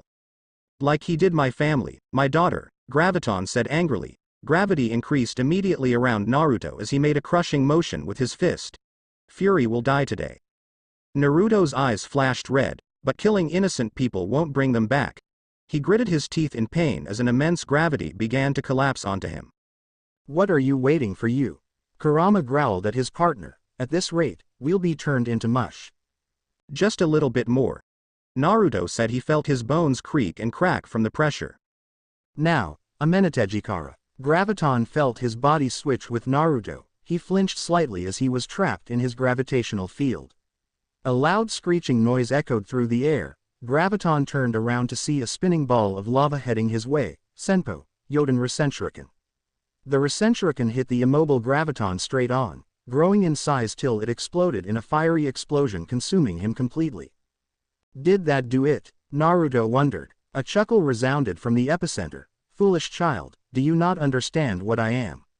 I hold the power of the universe itself. A wave of oppressive gravity spread outwards consuming the entire city in its grasp. Graviton emerged, his body slightly singed but completely unaffected by the Rasenshuriken. I cannot be defeated. A beam of yellow energy slammed into him from above. Graviton was sent scrying into the ocean from the impact. Heard that line before, Frankie boy. Captain Marvel descended from the clouds. Need some help, Naruto? She inquired. Naruto stared carefully at the blonde woman.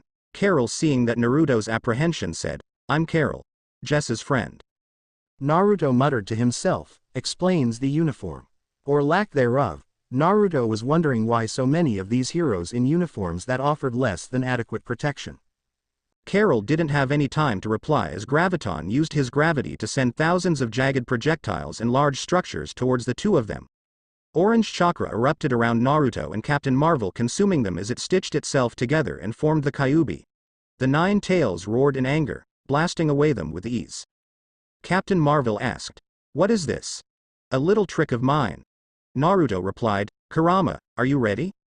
What do you take me for? I'm always ready. Kurama growled as he opened his mouth. Black energy seeped together until it was large enough that it eclipsed the entire size of the raft. Bijudama. The ball of condensed chakra lasered straight into the ocean, blasting it apart in an unearthly explosion, leaving it swirling around the point of impact. Captain Marvel whistled. You sure do pack quite a punch, but... Graviton kneeled at the bottom of the ocean, panting loudly as his left hand hung limply against his body. The bastard had somehow tanked the Bijudama, though at least Naruto now knew that he could be defeated by physical attacks. If this went on for any longer, he was going to use his more esoteric abilities, something that he wasn't keen on showing these people. I'll kill you all. Graviton roared in anger, this time not increasing gravity but lowering it. The earth below them shook as Naruto realized what the man was about to do. He was going to lift not just the raft but the entirety of New York City. Carol dashed out of the Kyuubi's energy intent on blitzing Graviton, but the bastard had planned for them. He waved his hand and the pair were sent straight into the bottom of the ocean. Kurama let out a howl as it tried to get up under Graviton's excessive gravity. Naruto struggled to lift his head towards where he sensed Graviton was. Besides being crushed by the gravity, this worked immensely to his advantage. Kurama sensed his partner's thoughts. Naruto, don't tell me you. His Rinne Sharingan blared to life, blood poured out of it.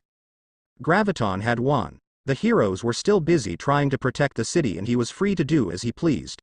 If Nick Fury wouldn't come out of hiding, then he would destroy New York, and if that didn't work, he would continue until there was no place on Earth left for him to him. He had woe. A black hand pierced into his chest. Graviton's eyes widened as he coughed up a glob of blood. He looked behind him in fear as he saw the shadow of Naruto. How? He whispered in pain, but the shadow was incapable of speech. Space opened up. He felt hundreds of black arms reaching out of it. Their whispers grew louder and louder, begging for him to join them. Franklin Hall let out a scream as he dragged into the void. The hands covered his entire body, dissolving into black tar that soon after consumed his entire body. And just as quickly as the rift opened, it disappeared. Gravity returned to normal. The city and island jolted back into place, causing some major damage to infrastructure. Kurama returned to Naruto's mindscape. He whispered dangerously, Naruto. Please don't tell me you were that foolish. Naruto replied solemnly, I did what I did to survive. The purpose of limbo eluded Madara. He was incapable of understanding what it truly was. Kurama growled, souls, Naruto. You are playing with souls just like Kagaya. Why? Tell me why, Naruto. Naruto shut off his connection as he emerged from the water alongside Carol. He had no answer for Kurama. The dream dimension had turned him into a monster that he wished didn't exist. Some of the stuff he had done was unforgivable, but he wouldn't have been here standing otherwise. There was a reason why Nightmare was unable to kill him, and it wasn't because of Kurama or for the being's amusement. Carol tapped him on the shoulder. You alright? He snapped out his thoughts and nodded slowly. I can't see him anywhere. Naruto shrugged. Beats me. She gave him a knowing smirk as if she had sensed that he lying. Well, wherever he is, I hope he doesn't ever find his way back. There was no chance of that happening. Franklin Hall was no longer part of the living. On the other hand, I'm not quite sure that we'll be alive to see that happening. Naruto looked above and saw 3 huge floating ships tower above them. This is SHIELD, desist or we will be forced to fire. Several holes opened from the side of the ship, revealing an arsenal of guns and missiles. Are they trying to kill us?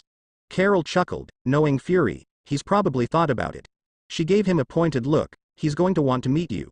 And running away will only make them more interested. I guess it's a bit too late to return to the shadows.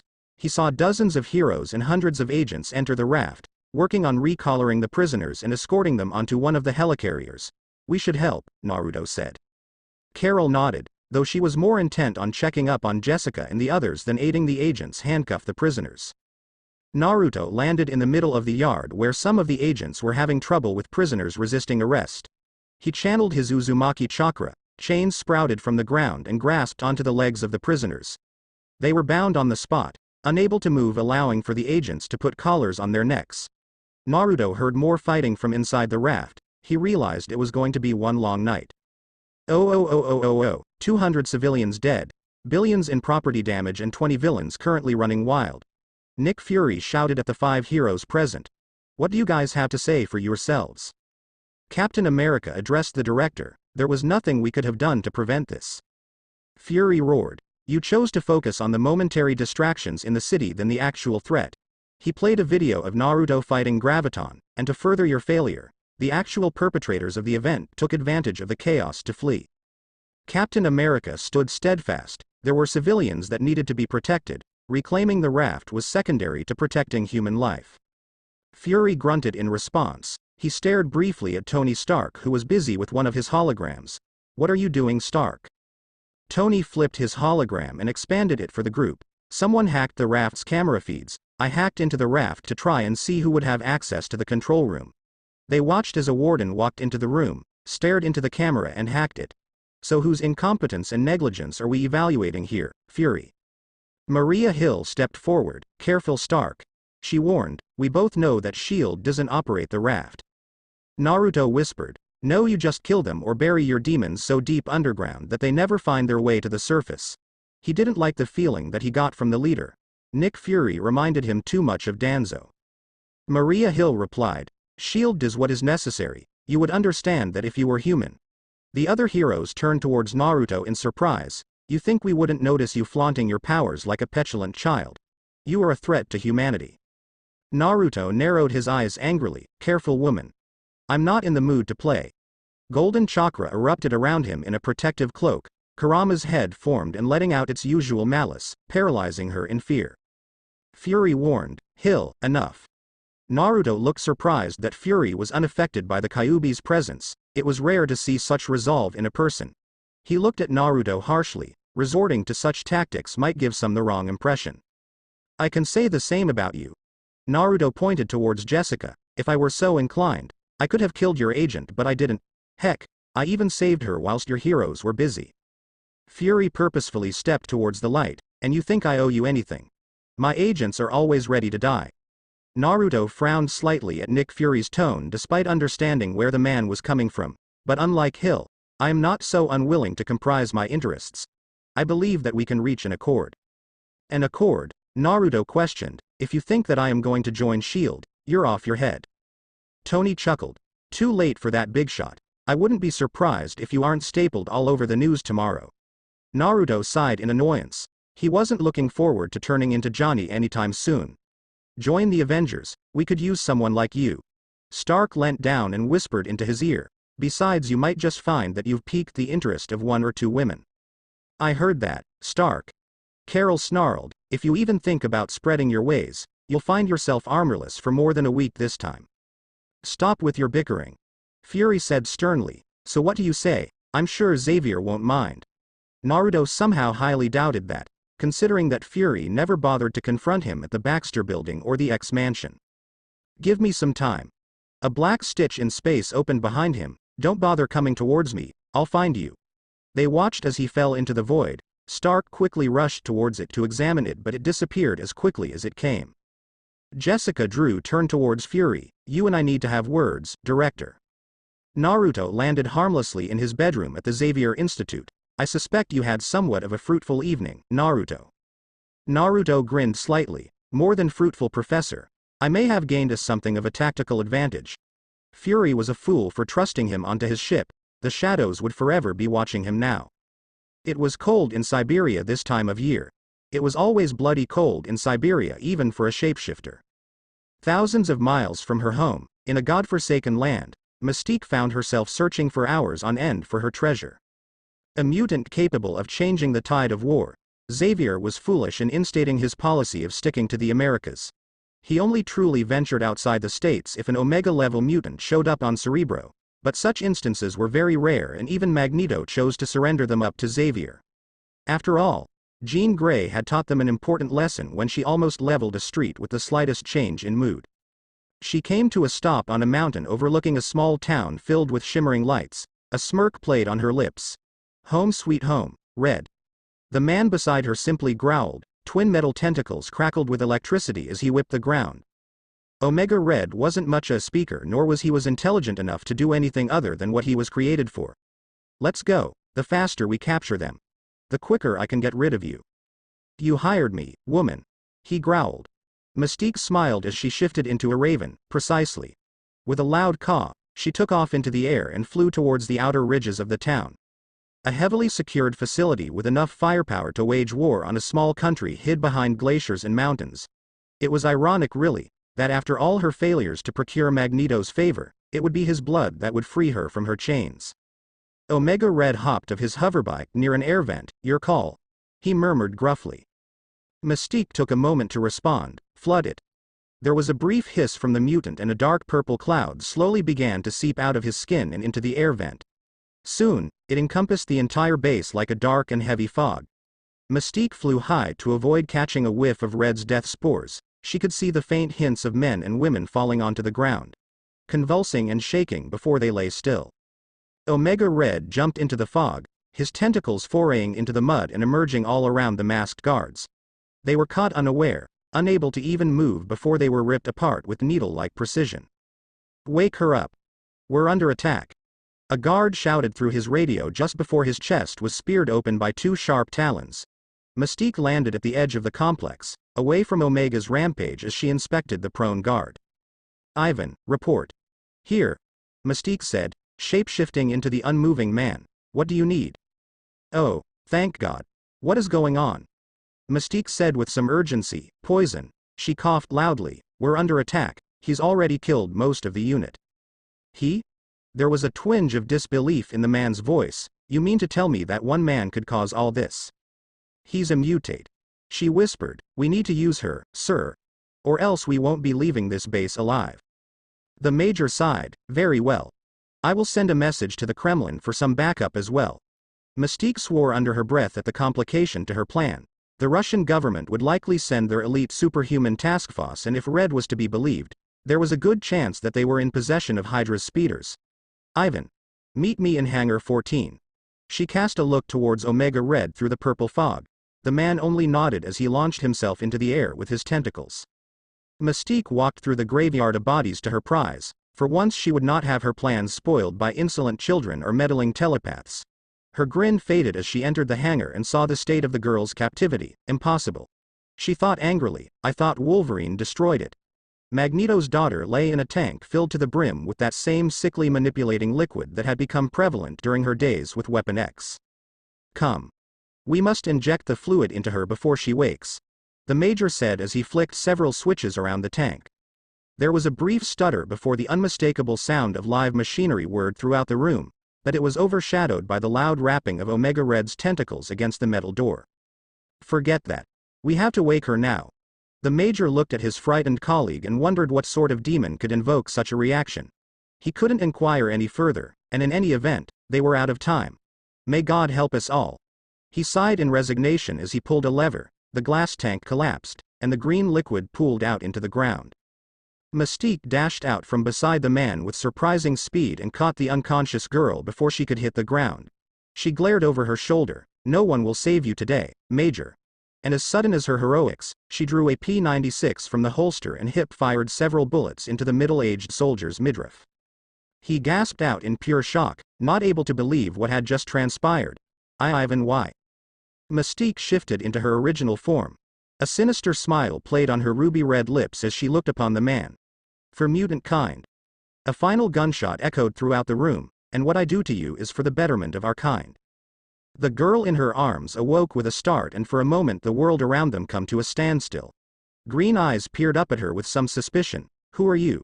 she asked angrily. Mystique almost dropped the girl when she felt the earth around her feet wrap around her feet. She could feel it ready to swallow her whole if the girl so wished it. "I've been looking for you for a very long time," she said slowly. "Your family, they recruited me to find you and bring you home." "Why, you know Pietro?" Her grip on Mystique's body slowly loosened. "I thought they killed him." Red energy danced from the girl's hand. There was barely any time for Mystique to cloud her mind before it was attacked. Mystique's eyes rolled back. Visions of Pietro and Magneto that she had never experienced flitted across her mind. She had never felt such an odd ability before. It wasn't telepathy in the general sense, but as if her mind was unraveling itself to her will. Mystique fell onto the ground, barely able to keep herself conscious from the mental onslaught. Her blurry vision focused on the girl who was now crying. "Did you believe me now?" she said. "I can take you home." "Wanda." And in a rare show of affection, Mystique wrapped her arms around the emotional teen, cradling and whispering sweet calming words in her ears. All the while planning on how best to use her new addition to the Brotherhood against Xavier. Soon, the X-Men would lay broken and defeated by her feet. Meditation had been something that Naruto had been teaching his new students ever since he had arrived, and yet, none of them particularly enjoyed nor understood the importance of it. Of course, he was happy to do it on his lonesome every morning, resolute in trying to finally unlock the final path of the Rinnegan, but he was making little to no progress with it, especially since a certain someone was doing his best to disrupt his chakra. Kurama, he thought harshly, don't make me put you to sleep. There was a brief rumble in the depths of his mind and then a veritable snort as if to say that he wasn't capable of such a thing. Naruto sighed at his partner's behavior. Kurama hadn't spoken to him since they had fought against Graviton. And whilst Naruto knew that he wouldn't sabotage him during a life or death situation, he was still annoyed by his lack of understanding.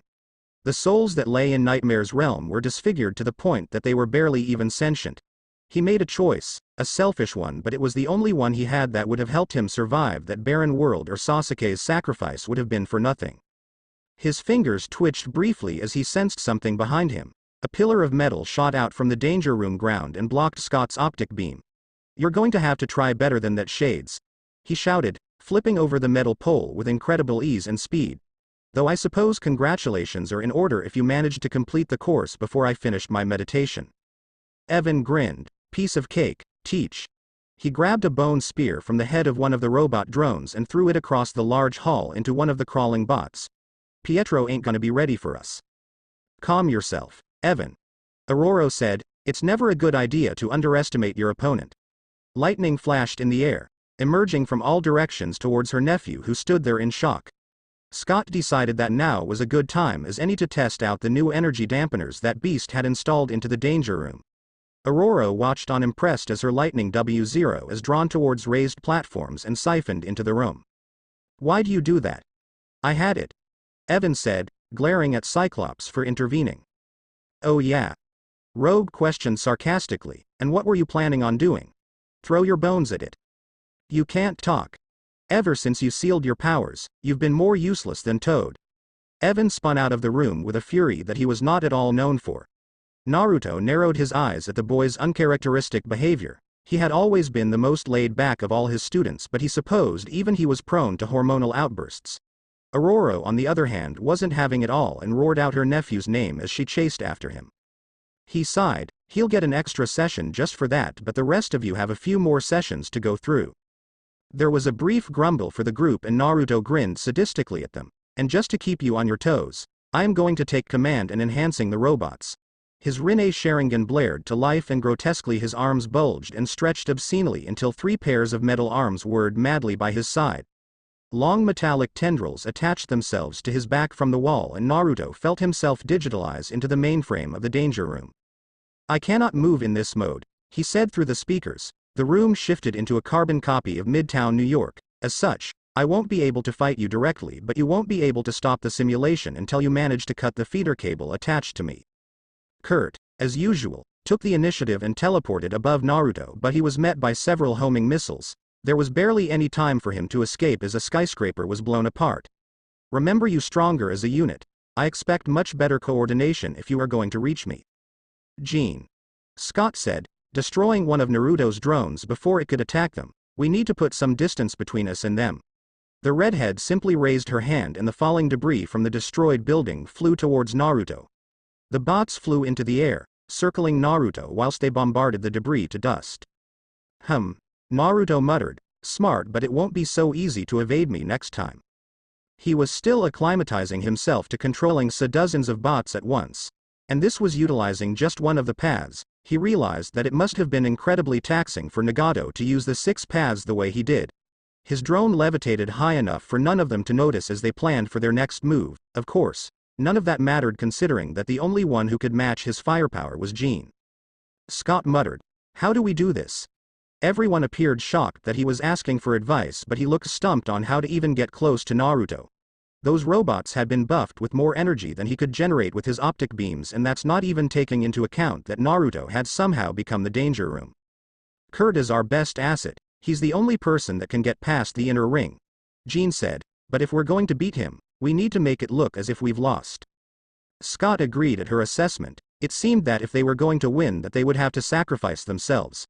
This is pure suicide. He looked at her with a grin. I like it. Kitty and I are going to make a pass for the center. Rogue will hang back and absorb our powers if we get tagged. Remember, we're only going to get one chance. Don't miss it. Kurt teleported away with Jean. The two of them would have to stay hidden if this absurd plan was going to work at all. Above, a drone spiraled down towards them. Cyclops' visor glowed a hellish red as he fired a beam of red energy straight towards it. The drone fired off 2 missiles just before it was consumed. Kitty quickly grabbed Rogue and Cyclops' hand and melded under the ground to avoid the impact. They emerged a little away from Naruto's limp body, which seemed to be completely unguarded. You can't hide from me. Naruto roared. Several metallic-looking insects began to crawl around the 3 of them. They began to glow a hot red and sizzle as Scott realized that they were going to explode. Katsu. His whisper ironically spread all around the room, and the trigger word didn't them any favors as an entire block was vaporized in an instant. Ping. Rogue has been retired from the session. Cyclops has been retired from the session. That left the most troublesome of the X-Men, especially since Kurt and Kitty possessed such evasive powers and he was unable to use his Fuinjutsu or speed in this mode. He controlled the majority of his bots to fly overhead, scanning as much of the terrain as he could, but they seemed to have all disappeared.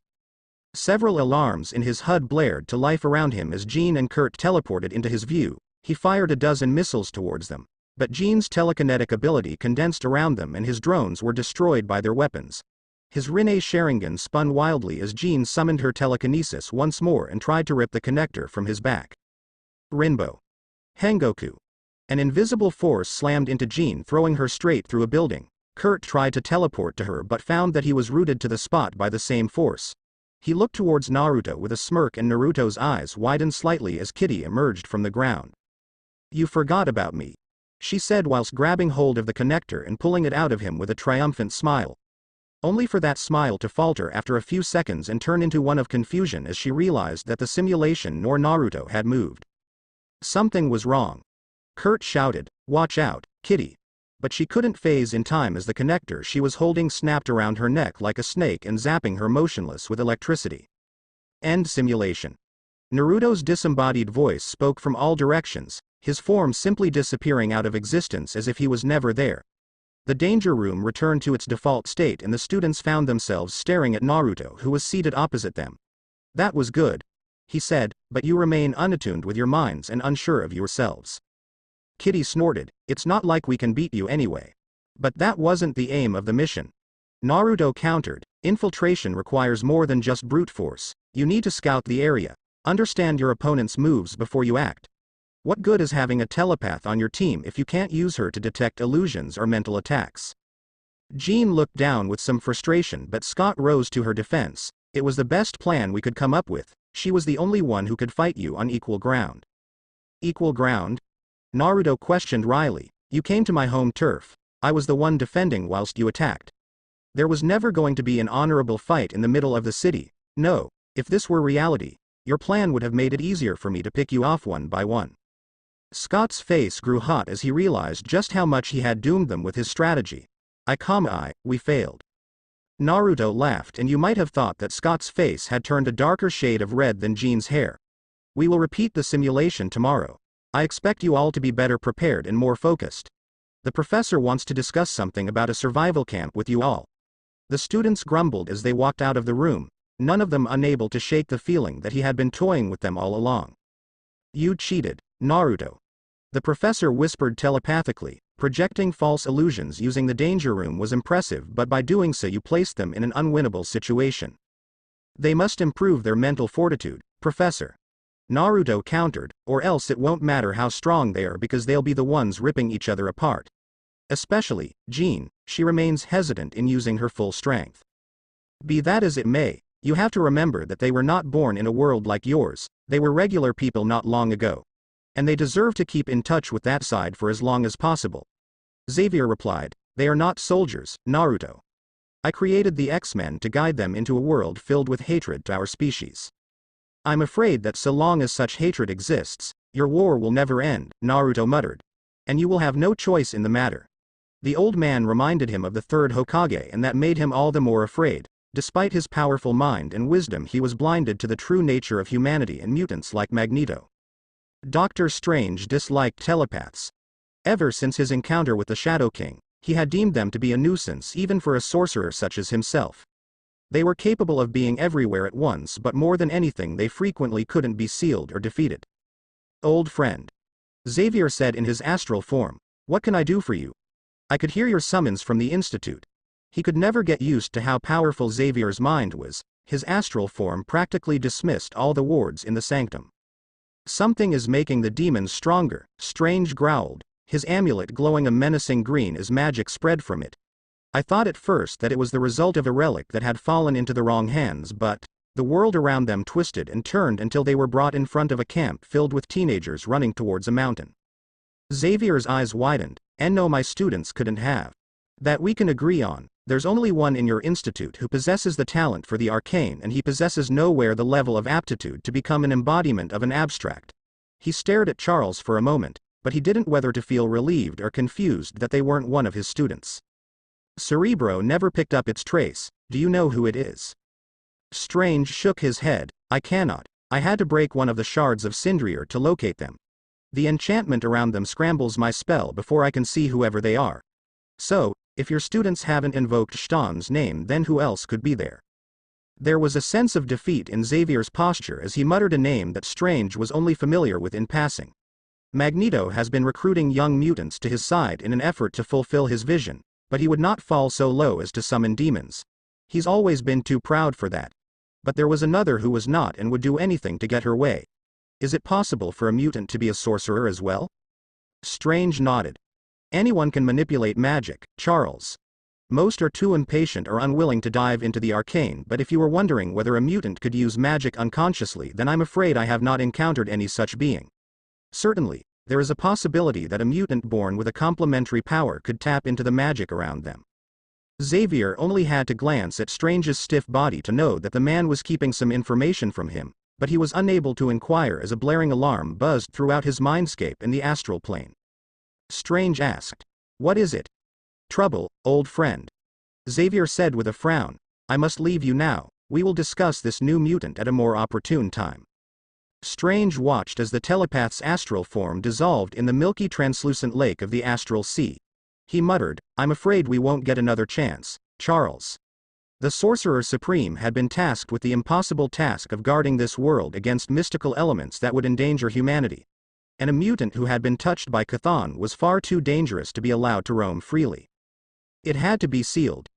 "Turn that goddamn alarm off," Naruto growled as he made his way into the office. The professor appeared so stunned at the footage on the screen that he did not even respond to him.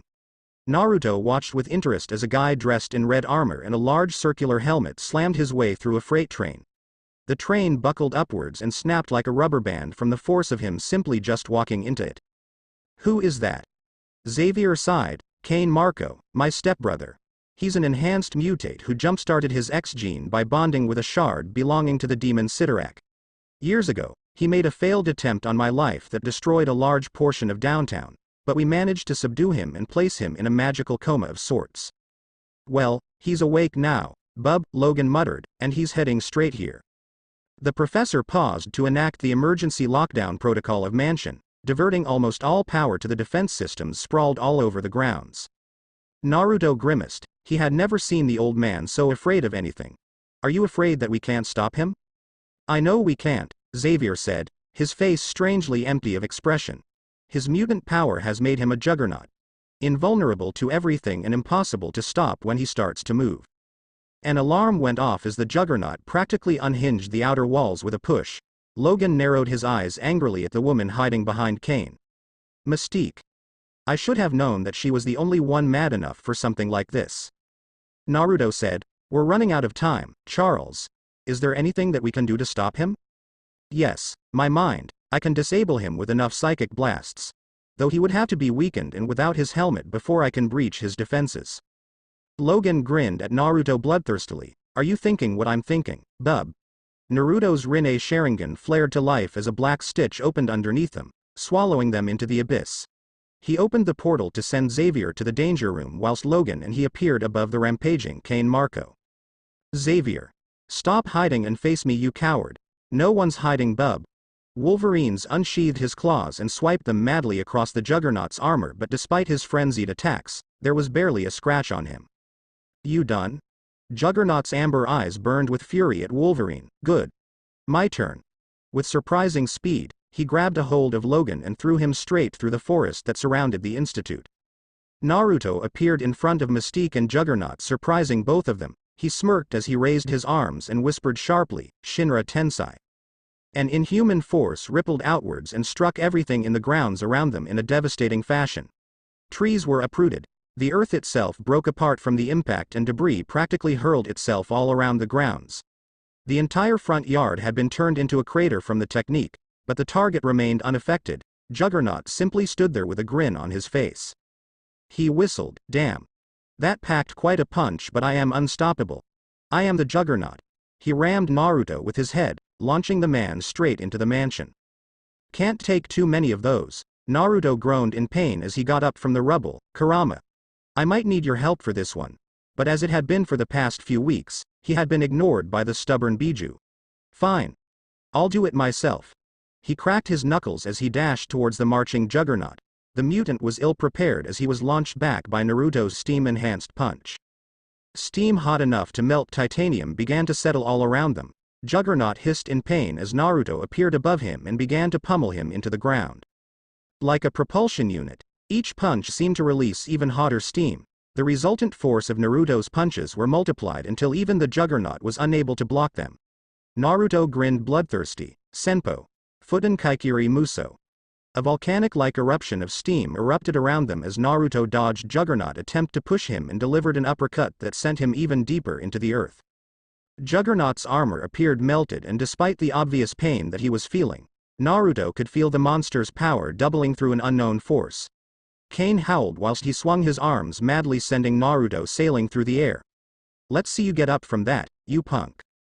Naruto's chakra flared menacingly. If Kurama was not going to help him here, he would have to use his bag of tricks that he had developed during his time in the dream dimension if he was going to defeat this monster. Mystique had been fearful of the mysterious man as soon as he appeared. That feeling only multiplied when she saw what he did with 2 words. The devastation that followed was unnatural. Both Juggernaut and the man seemed to be unyielding in their approach to destroy the other. She was lucky enough that the shockwave had not killed her and that the injuries she had sustained weren't a challenge for her healing factor. He was an Omega-level mutant. Mystique gritted her teeth and the dawning realization chilled her. Their battle would not just lead to the destruction of her prize but the majority of Bayvel as well. Juggernaut's power spiked. His punch sent the boy flying through the entire mansion. Only to see him flying through the gap and spearing straight through Kane's shield with those malleable black orbs around him. He was winning. And she was unwilling to summon her trump card, if only because Wanda had yet to properly heal from her imprisonment. I knew I smelt a rat. Logan's growl echoed from below her, his claws cutting the tree she was perched upon with one fell swoop. Mystique smiled tightly. Must we do this again, Wolverine? I have more important matters to deal with, and if I remember correctly, I defeated. The ex-weapon launched himself towards her in a mad frenzy. It seemed that fateful day was still a touch subject for him. Mystique tried to shift into a bird, only for him to grab her shifting limbs and throw her against a tree. Her plan was falling at the seams, and the longer she stayed here, the more likely she would end up imprisoned by the new mutant or skewered by a berserker Wolverine. Naruto flew high into the air to avoid Juggernaut's shockwave punches, which rattled the entire foundation of the ground that the Institute was on. He channeled his chakra into the clouds. The sky darkened and rumbled loudly with thunder. The Juggernaut was barely able to blink before lightning poured out of the sky and formed a lightning bolt that decimated half of the forest. He was hurt by it, but only for a moment. Naruto felt the bastard's power grow in proportion with the man's size. Naruto saw him raise his fist and knew that the punch would not just blow away the mansion, but the shockwave would likely destroy a good portion of Bayvel as well. He could not allow this place to be damaged any further. Amanamanaka. The terrain swapped with one of his nastier dimensions. Juggernaut found himself falling into an expensive landfill composed only of mountainous regions that would continuously spew lava all around them. The air was hot and the ash seemed to cling to his every breath. Miraculously though, the boy who he was fighting was not at all affected. He punched the ground apart, blowing the mountain into pieces before he could fall into the magma chamber, but the earth wouldn't let him go as tendrils kept him rooted into the ground. What is this? Cain growled. You wanted to go all out. I've provided you with the opportunity. Naruto shouted, let's dance, you ugly brute. He slammed his hands together and the earth rumbled as a monstrous molten creature blew it apart to reach the surface. It swung its ugly rocky fist into Juggernaut, who was launched through dozens of mountains. However, Naruto knew it wasn't enough to beat Juggernaut, but the mutant's struggles were futile against his jutsu. The ability to animate his surroundings, twist them into something much more lifelike and control them for as long as he liked was only possible because this dimension was covered entirely with his chakra. The cost was so great that Naruto and Kagaya likely would have been the only ones who could use it without dying. Juggernaut had grown once more. He was around the size of Gamabunta now as he growled, you bastard, that hurt. His armor was melted away and his skin was lacerated with burns. It seemed that despite the gem's increasing influence, Naruto's attack was hurting him much more here. That only worked to Naruto's advantage. He raised his palms and a black orb floated above Juggernaut. Chibaku Tensai. He roared as he pumped the last amounts of chakra that he had into the technique. Cain Marco couldn't figure what had happened, his vision eclipsed by a blinding white light and a powerful pulling sensation. Then, the earth around him began to break apart and began to speed towards this tiny black sphere. It didn't take long for him to become consumed by it. His attempt to outrun the powerful gravitation field failed spectacularly as he was hoisted upside and flung towards the center of a molten moon-like glob. And before the Juggernaut could begin to try to move and escape his prison, Naruto flipped the gravitational switch. The planet-like monstrosity caught fire as it flew down towards the ground. The explosion that resulted from the collision was so grandiose and gargantuan that it consumed the majority of Naruto's dimension. Naruto had to hide in his portal to avoid being consumed by it, and the Juggernaut was forced to endure everything as the epicenter of the event. Naruto emerged a world of fiery debris and ash so thick that he could only see through it even with his Rinnegan. He was tired, his skin crawled and singed from the heat of the world around. Naruto hoped that the Juggernaut was dead. Except he wasn't. The faintest sounds of shallow breathing echoed throughout the crater, and as Naruto made his way through the hellish landscape to find a dazed Juggernaut. It was an impossibility that Naruto had not even considered. The mutant must have returned from his bones from the way his body was healing. There wasn't much time before he would regain his strength, and unlike Juggernaut, Naruto did not have an all-powerful entity powering him. What are you doing? Juggernaut groaned out painfully. Taking you to see your brother. He grabbed the mutant up by the hair and dragged him through a portal into the danger room. Naruto was forced to throw Juggernaut in the way of a powerful red bolt of energy as he was greeted by the dueling factions of the X-Men and Brotherhood.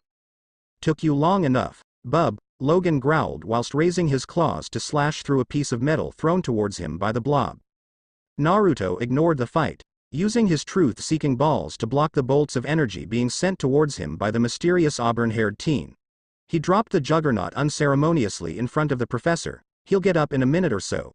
I hope you can put him in a coma without that machine of yours. Charles Xavier was stunned at the state of his brother. He had done what he had thought was impossible. He had physically hurt the Juggernaut, and to a point that he was barely conscious as well. He placed a hand on his stepbrother's temple and fought heavily against the magic of the gem to turn him comatose. Pietro tried to blitz Naruto from behind, intent on knocking him out, but Naruto simply caught his fist and crushed it. The motion happened so fast that the pained scream barely escaped the boy's lips when he hit the opposite wall of the danger room. Wanda Maximoff roared her brother's name as he hit the ground, unconscious and unresponsive to her words. Magic fizzed around madly. Green eyes burned with fury. I'll kill you. Magic fizzed around madly. Green eyes burned with fury. I'll kill you. Naruto could not recall the last time that he had been so tired before. He could tell that the fight with Juggernaut had left his chakra depleted and his body strained to the point that he was barely able to dodge the aftereffects of the girl's energy bolts. Her hexes had a maddening unpredictability to them. Wolverine had tried to sneak up on her but was sent flying back by Storm's lightning, the girl's hex functioning in such a manner that it practically defied all probability. Naruto grunted, first Franklin and now you. Wanda attacked him first, flinging a bolt of hexed energy towards him. Naruto jumped back out of the way, chakra-enhanced speed allowing him to twist his body and dash in one fluid motion. She was ill-prepared for his counter, but that accursed spell of hers seemed to have a mind of its own. Sharp metallic tendrils shot at him from behind. They avoided his truth-seeking balls and continued on their path as if they were homing missiles. Naruto flipped around, slamming his hand onto the ground and summoning an earth dome around him. The tendrils burrowed into the dome, and just before they pierced into his body, he used a Minato Hikari to swap places with Wanda. The girl's pained scream echoed all across the room. Everyone stopped fighting as they looked on in shock at what Naruto had just done. A dozen or so metallic spears pierced into her body, her green eyes widened, blood poured from her mouth and onto the ground. How come she was here? No! Mystique roared out. Her hands grasped the bony spears holding her hostage and in a show of athleticism or luck dodged Storm's lightning. It took her a mere moment to reach Wanda. She glared angrily over her shoulder. Are you insane? Are you trying to kill her? Just like you were trying to kill us. If it were not for me, Juggernaut would have killed everyone in this place. Mystique felt the boy's energy flare up. It was as dark as the abyss and it hung around everyone in the room like a bloody mantle. Mystique had always prided herself in keeping composure even when faced with death, and yet her body froze stricken with fear that glittered her slitted eyes. She had never felt so much murderous intent in her life. Enough, Naruto. Xavier muttered, you need to calm yourself. You are too forgiving, Professor. They walked into your home, destroyed it, and you want to let them walk away. Naruto said sharply. They must understand that such an invasion will not be tolerated again. No, we will not be so merciful next time. I agree with Blonde. Logan growled, shaking an unconscious Avalanche from his arms. They'll just come back. Magneto won't be so trigger-happy if we send Mystique in. No. The professor said curtly. And sourly. We aren't executioners, this is not our way. If we allow ourselves to be corrupted by vengeance, we are no better than Magneto. No better than the humans that hunt us. He had seen what would become of them if mutants had followed Magneto's radical path. He could not let happen. The world could not withstand a war between two species. Another dance of bloodied ideals and vengeance would doom them all. Naruto grimaced, as he made his way to Wanda's still form. He had not intended to kill anyone, he preferred to simply scare them from trying such an act again. The Brotherhood had all but been captured by the members of the X-Men. Pietro was unconscious. Toad was hanging from the ceiling by his long amphibious tongue. The Blob was being held in a telekinetic bubble, and Logan had hammered Avalanche mercilessly across the yard before the walking earthquake could topple the building onto their heads. And finally, Wanda. The girl who had been the one to defeat the X-Men was mortally wounded by her own hex. Naruto could feel her suffering and her pain. His empathetic abilities had grown exponentially during his tutelage under Xavier. He did the only thing that he could by placing his yang seal onto the girl's stomach and allowing his chakra to flow into her. Metal tentacles were slowly pushed out of her body as the once open sores began to close up. What are you? Mystique asked, unable to grasp just how powerful Naruto was. She had met her fair share of powerful mutants, but in the brief time she had observed him, he had shown more powers than everyone present. What sort of monster in man's flesh was this boy? Xavier didn't have any idea of the treasure he had in his possession. A mutant with such versatility was unheard of. She would have to report this to Magneto. So much power, and yet you remain a slave to Xavier's cause. She spat out onto the ground in anger. Do not presume too much, woman, Naruto said sharply. I am not forced to do anything's bidding. That is after all more of your ilk's mode of action. Charles and I share something of a vision, but where I differ is, red eyes spun madly in Mystique's vision and she felt rooted to where she stood. Her tongue stuck to the roof of her mouth and the hairs on her skin prickled upwards as her entire world devolved into the void. I am not so merciful. Mystique was struck mute. A silent scream played upon her lips before she crumpled onto the ground in a motionless heap. Naruto grabbed the shapeshifter by the scruff of her neck and threw her towards the Brotherhood. Be gone now unless you wish to suffer your master's fate. There was barely any discussion. Their defeat had been so assured despite the fact that they had been winning before Naruto's arrival. Heads hung low, they marched out of the largely demolished mansion, nursing injuries in their broken pride. It was funny just how thin the margin between victory and defeat was, between life and death. You placed her in a psychic coma? Xavier asked, wheeling towards Kurt's still form, grimacing at the mangled shape his arm was in. Naruto shrugged. I did no such thing. That was her body's natural reaction to dealing with sensory overload. The professor's eyes hardened. It would speak to insanity to confront Naruto after what had befallen his students. Naruto is right. I cannot allow such a thing to happen again. He would have to go on the offensive for once, and he knew just how to do it. Healing the body was a matter of ease for someone with Naruto's abilities, but matters of the mind proved far too great for him. Naruto watched the mute students sulk and shiver as they discussed what happened during the battle. I failed. Cyclops stood wringing his hands. I thought that they had come to assist us in defeating Juggernaut, but he cast a side eye towards Kurt and Rogue, who had sustained the majority of the injuries in the skirmish. Rogue had been the first to be ambushed. He assumed it was Mystique who had planned to take her out first, but to do it in such a grotesque fashion. I had not expected them to turn on us. Aurora glared at the boy. I believe it was I who made the judgment to bring them into the plane. The responsibility lies solely on my shoulders. That would have been the doing of young Wanda. Charles's soft voice echoed in front of them. She has a talent in bending the minds of others, not so much different from telepathy. But that isn't what is important. You all fought bravely, and that's all that matters. Then why did we lose? Jean whispered. Wanda Maximoff is an Omega-class mutant.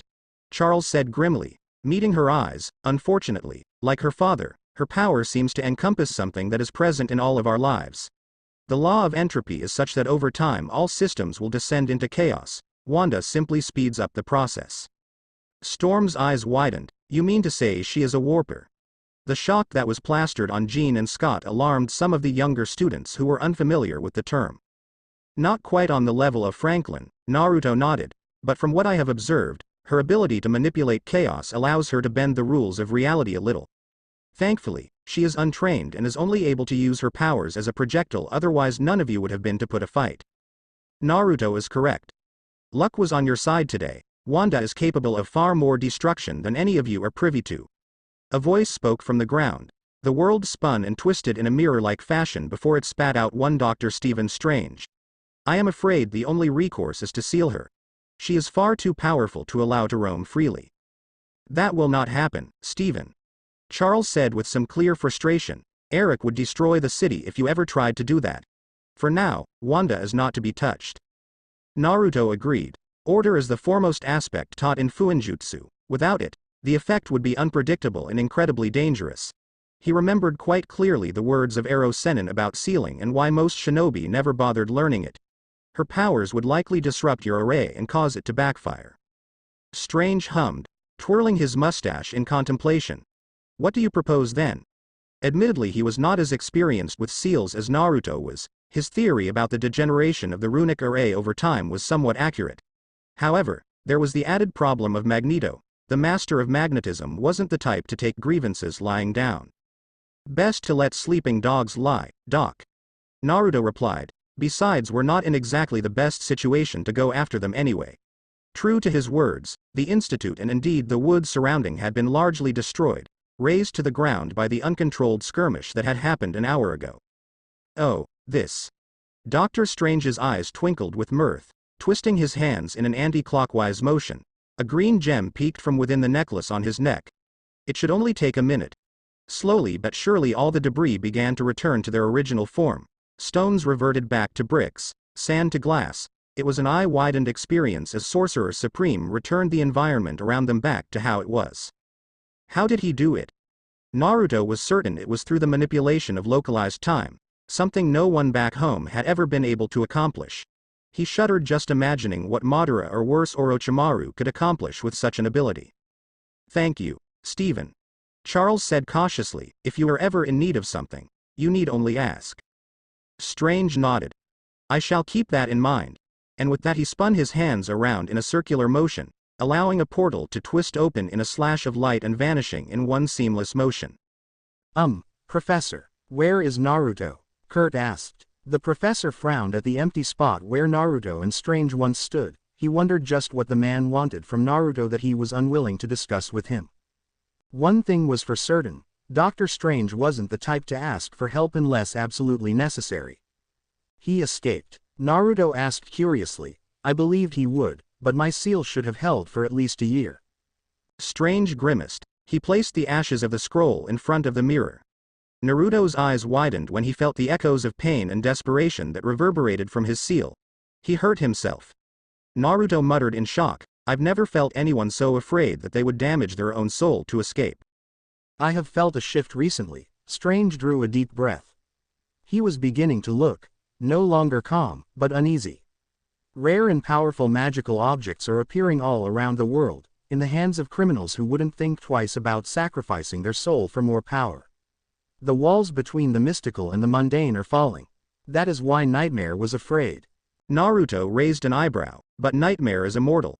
He cannot be killed. What could possibly make him afraid? I am not sure, but I found an artifact that I thought you might be familiar with. He pointed to a group of broken fragments on the table. They are in Japanese. Belong to the Amatsukami if I am not mistaken. To Dr. Strange, they appeared as nothing but rubble inscribed with kanji, but Naruto fitted them together deftly, making a circular stone-looking object. I don't know what it is, but it's filled with natural energy. Strange grasped the object and inspected it. He had spent weeks trying to fuse the fragments together with his magic but to no avail. And Naruto had done it with his bare hands. No magic was needed for it to become whole. So, it was as I thought, you are indeed chosen by the Shinto. He traced the runes on the disc, letting the energy flow through him. It's made from sunstone and likely came from the Sengoku period. I suspect it is a key for something. A key to. Naruto's question was met with Strange simply waving the object like a lunatic. The man's spells always involved a lot of gesturing. I have no idea. He passed the rune back to Naruto, his lips quirked upwards in an amused smile when the disc began to react in Naruto's hand. But it seems to be directing you to its treasure. Naruto looked at the black and red stone in his hand glowing with greater intensity. A harsh pull from his navel indicated that it was drawing upon not his chakra but Kurama's. That's impossible, he thought. There shouldn't have been any object designed to function with chakra on this planet, but he had found one. He smiled at the sorcerer. I will work on trying to uncover the meaning of the runes. I thank you, Doc. Dr. Strange raised a quizzical eyebrow as if he had not understood the hidden meaning behind Naruto's words. It's safer in your hands besides, it would have just been rotting away in my collection anyway. Naruto nodded. He opened a rift by his side and stored the object away in one of his pocket dimensions. Strange gave him a card that would summon him back to the Sanctum before he departed. By the time he exited the sorcerer's home, his mind was spinning for the maze of corridors and shifting rooms. It was like the building was alive, and worse, messing with him as he tried to leave. Finding himself once more in the city of New York, Naruto contemplated what he should do before heading back towards the Xavier Institute. Night fell as he walked through a dozen or so streets unconsciously making his way to Manhattan. The city folk stood in bunches, talking and staring at him as he passed them onto the street. He wondered for a moment if this all due to his unique facial features or if Jessica had told the truth and he had indeed become something of a famous figure. Oh shit. Naruto thought as he saw a group of excitable teenagers making their way towards him. Their approach was halted by the revving of a loud engine, and a sleek convertible parked right beside him. Get in. Johnny Storm smirked at his fellow blonde with a knowing expression. Naruto hopped over the door and plopped himself on the comfortable leather seat. It barely took Johnny a second later to drive off. I thought I spotted you, he said as he gazed at Naruto's form. I see you still haven't gotten used to our fashion yet.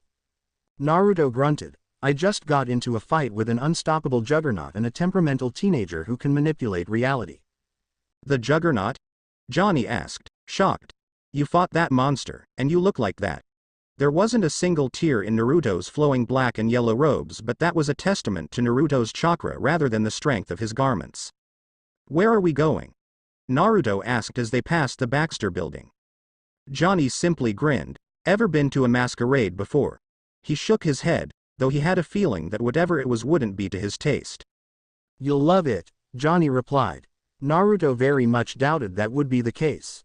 Mystique awoke with a start, bleary eyes barely making out the familiar ceiling of her living room.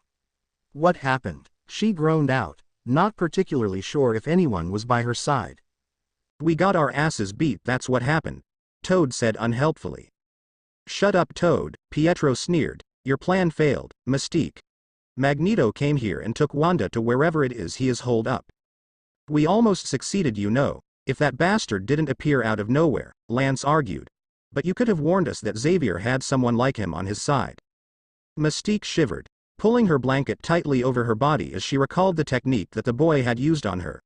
It felt so real, Mystique could have sworn that she had died 100 times in that world. I underestimated Xavier. It won't happen again. She felt weak and lightheaded, yet strangely resolute in her words. Pietro remained unconvinced. He was after all the only one on this team that had not been recruited by Mystique. And how do you propose we beat them? He raised his broken hand wrapped in a homemade cast. He was toying with us, he could have killed us all and we would have never been able to stop him. And therein lies our small difficulty. Mystique gazed at her students, her yellow eyes unblinking and filled with anger. Xavier is recruiting powerful mutants at such a speed that soon none of you will be able to compete with the X-Men. It did not help that had it not been for Wanda, the X-Men would have wiped the floor on her young charges. They weren't just better drilled but more cohesive as a unit. Even Scott Summers, who had always been quick to anger and thus prone to making rash judgments, appeared to be in control of himself. The Blob grunted, "We could take them." Toad and Lance echoed their agreements. "Isn't that right, Pietro?" he asked expectantly. "You can't." Mystique laughed harshly at them. "I'm not even sure any of you will be able to beat Nightcrawler at the moment, let alone Grey or Storm. The only reason you could even put up a fighting chance was because Wanda was messing with their powers. What would you have us do then?" Lance questioned airily. "I'm going to train all of you until you can't feel your legs," declared Mystique with a sadistic grin. "Magneto will not tolerate another failure, and I fear that today's events have worn his patience thin."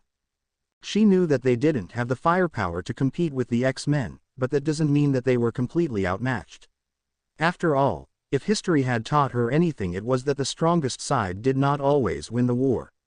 Especially one that was as moralistic as Xavier's. Hidden away in the bustling nightlife of Manhattan was the Hellfire Club.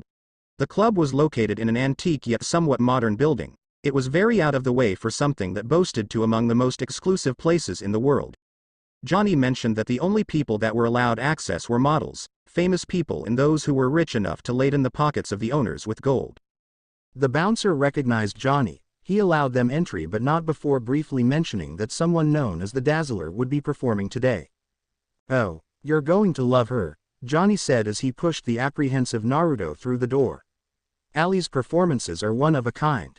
Naruto groaned as he was bombarded with an oversaturation of white and gold. Finely dressed white stone made up the floor whilst gold decorated almost every part of the foyer. Though this feature lessened as they headed deeper underground, the sound of music thumped louder and louder inside the elevator. Upon entering the main area of the club, Naruto was surprised by just how many people there were inside the Great Hall. Dressed in elegant or casual clothing, models and celebrities alike intermingled with the rich of New York and beyond. Some had chosen to wear masks that covered just a portion of their upper face, not particularly hiding their identity, whilst others had chosen to be far more cautious by wearing masks that covered the majority of their features. Naruto was not at all surprised when Johnny slipped him a half mask that barely covered over his eyes and his nose. Johnny patted Naruto on the back, his eyes had a mischievous glimmer to them. "I'm going to greet some friends, why don't you take this opportunity to get to know some of Manhattan's elite?" And just like that, Naruto stood in a hall full of dancing people. Too crowded, he thought. Left alone, he might be able to sneak out with Johnny noticing. He took a seat by the bar and watched in interest as lights shimmered all around the singer on the stage. It was an odd spectacle as the woman used what he assumed was her power to manipulate the light around her to fit the mood of the song. "You don't look too comfortable. Is the party not up to your standards?" Naruto turned his head and looked at the pretty purple-haired woman with a pair of light violet eyes. "I'm fine." The woman simply chuckled. "You are different from most newcomers. You don't seem at all interested in trying to get your 5 seconds of fame. Don't care much for fame. I can tell." She smiled a violet-eyed, red-lipped smile at him. A knowing smile made Naruto believe that she felt out of sorts here as well. "Though I must ask, if you're not here for pleasure and not business, then what are you here for?" Naruto shrugged. He felt a stab in his mind, an accurate pincer that almost managed to find its way through his walls and would have had he not been around Xavier for so long. Why did he always end up in these situations? "That's not going to work against me," he said. "I would advise against trying to read strangers' mind. You might find that some are far more protective about their privacy than others." There was a threatening tilt to his words that made the woman wave her hand in resignation. "Sorry, a habit of mine. I'm Betsy Braddock." Naruto had been almost certain that the woman was Japanese, but her name indicated otherwise. Uzumaki Naruto. He offered whilst touching his mask, though I wonder if exchanging personal details defeats the purpose of these. I'm sure you can handle yourself. Betsy grinned at him. You carry yourself like a soldier despite being a few years younger than me. Appearances can be deceiving. He opened a black rift near him and drew out a bottle of sake and 2 cylindrical cups to her surprise. You'll find that to some that time is unmoving. Betsy had assumed that the boy in front of her had powers that were psionic in nature. It wasn't uncommon after all to possess some form of weak telepathy that couldn't be detected by another telepath. But instead, he appeared to have shown that he could open rifts in space, and if what he was saying was to be believed, that he was far older than he seemed. You're a mutant as well? She asked in slight surprise. It was a rare sight to meet someone like herself. So, you are one, he muttered to himself. I wonder how you managed to escape being detected by Cerebro. Surely, Charles would know that a powerful telepath was walking around in New York, or perhaps this girl's ability was so fine-tuned that she was able to avoid detection. Betsy grimaced as her phone buzzed, her eyes narrowing at the message sent to her. Hate to cut the conversation short, but looks like I am needed elsewhere. She slinked her way back into the dance floor, losing herself in the crowd until she became just another nameless partygoer. Naruto had a bad feeling that she was about to get herself into trouble. Sebastian Shaw sat inside his office located directly above the hall. The dull thud of the music below was drowned out by 2 women shouting at each other in front of his desk. Quiet, he hissed, I have had enough of your bickering. Despite glaring harshly at him, both of the women seemed to stop their argument. Celine, I believe I made it clear that Sage was in charge of recruitment. Sage's red glasses constantly flashed with information, frowning at what she found. There is no need to induct a new telepath into our ranks. Besides, she manipulated her glasses to project a holographic image of Betsy. She might belong to the hand. Celine spun around towards Shaw's personal aide. You allowed an assassin into our home. Energy began to bubble from her hands. I ought to teach that wench a lesson. Sage sighed at Celine's temper. Do you really want to risk a war with the hand? She began to type something in a terminal. A message popped up in front of them all. Seems like Donald has run afoul the wrong people. How much? Shaw asked. His business has been cutting into their margins quite a bit. They're down by at least a half this quarter. Donald cannot die. Shaw growled. I don't care what you do, make it quick and silent. Celine's bloodthirsty grin was enough to draw shivers from both of them. I will handle her on my own. It hadn't taken long for Betsy to find Donald Pierce's location, hidden away in his own lounge. The fat oaf was busy enjoying the delicacies of the club's more private services. Pierce raised his head, licking his lips as he saw Betsy standing in front of the door. You're new. He never stopped moving his hips as he stared at Betsy's form. Shaw must be really desperate if he's sending me one of his new starlets. Psylocke sauntered closer to him, her hips sashayed erotically with each movement whilst she took the knife from behind her. The man had an idiotic grin on his face, unaware of the fate that would befall him in a moment. Come here and I'll show you a good time. Is that so? Betsy questioned as he rose from the seat, dumping another girl to his side. And that was all she needed before, with one accurate throw, her knife dashed towards his heart. But instead of reaching his heart, the knife simply spun upwards and stabbed itself into the ceiling. Donald Pierce appeared haggard and in shock by what had just happened. It was clear that this was the doing of the woman that had appeared in front of his chair. You're not a very good assassin, are you? Celine questioned with a mocking tone. Did you really think we wouldn't notice you walking around like a lost puppy? There was barely any time for Betsy to barrel roll out of the way as a black jet of energy sparked out of Celine's hand. The carpet around her shifted, coiling itself around her like a snake. Her telekinesis acting out instinctively to avoid being placed in a python choke. Celine grinned at the girl's lack of awareness. The knife from the ceiling fell and spiraled down towards her back as Betsy continued to fight against the animated ropes of marble and carpet. Clang! Something deflected Celine's blade from killing Betsy. A blonde-haired man landed beside her. I thought you were going to get yourself in trouble. Who are you? Celine growled with some apprehension. Her mutant power was one that allowed her to absorb the life force of anyone she touched. As such, she had naturally developed the ability to read people's life force, and this one's life force was so powerful and radiant that she could feel it from where she stood. It was as if he was a living star of energy. Betsy whispered, "What are you doing here?" "Saving your life." He judged the woman before him with slight interest. She was trying to draw his chakra into herself. Celine dashed towards them with alarming speed, intent on touching Naruto and absorbing his life force. Hisatsu Hyoso, certain kill ice spears. Dozens of ice spears pierced from the ground and burrowed themselves into Celine. Blood poured onto the white and Betsy asked, "Is she dead?" Naruto didn't get any time to reply as Celine's body simply melted away and reformed elsewhere in the room. "Impressive," she said as she inspected the energy that the ice was made out with a grin. "Kai, no, it's a little bit more spiritual than that. Tell me boy, have you ever heard of Keion Lun?" "Huh. Kun, what now?" Naruto questioned. "No matter," Celine replied, her energy flaring as the ice crackled and burst apart. "You will fall just like they did." "That will not be happening today." A monotonic voice spoke through one of the terminals in the room. "I would advise against making enemies of us, Elizabeth Braddock. After all, it is my understanding that your twin brother does not possess the gifts that you do." "She's under my protection," Naruto replied, somewhat harshly, "and you're not the only one who has powerful contacts."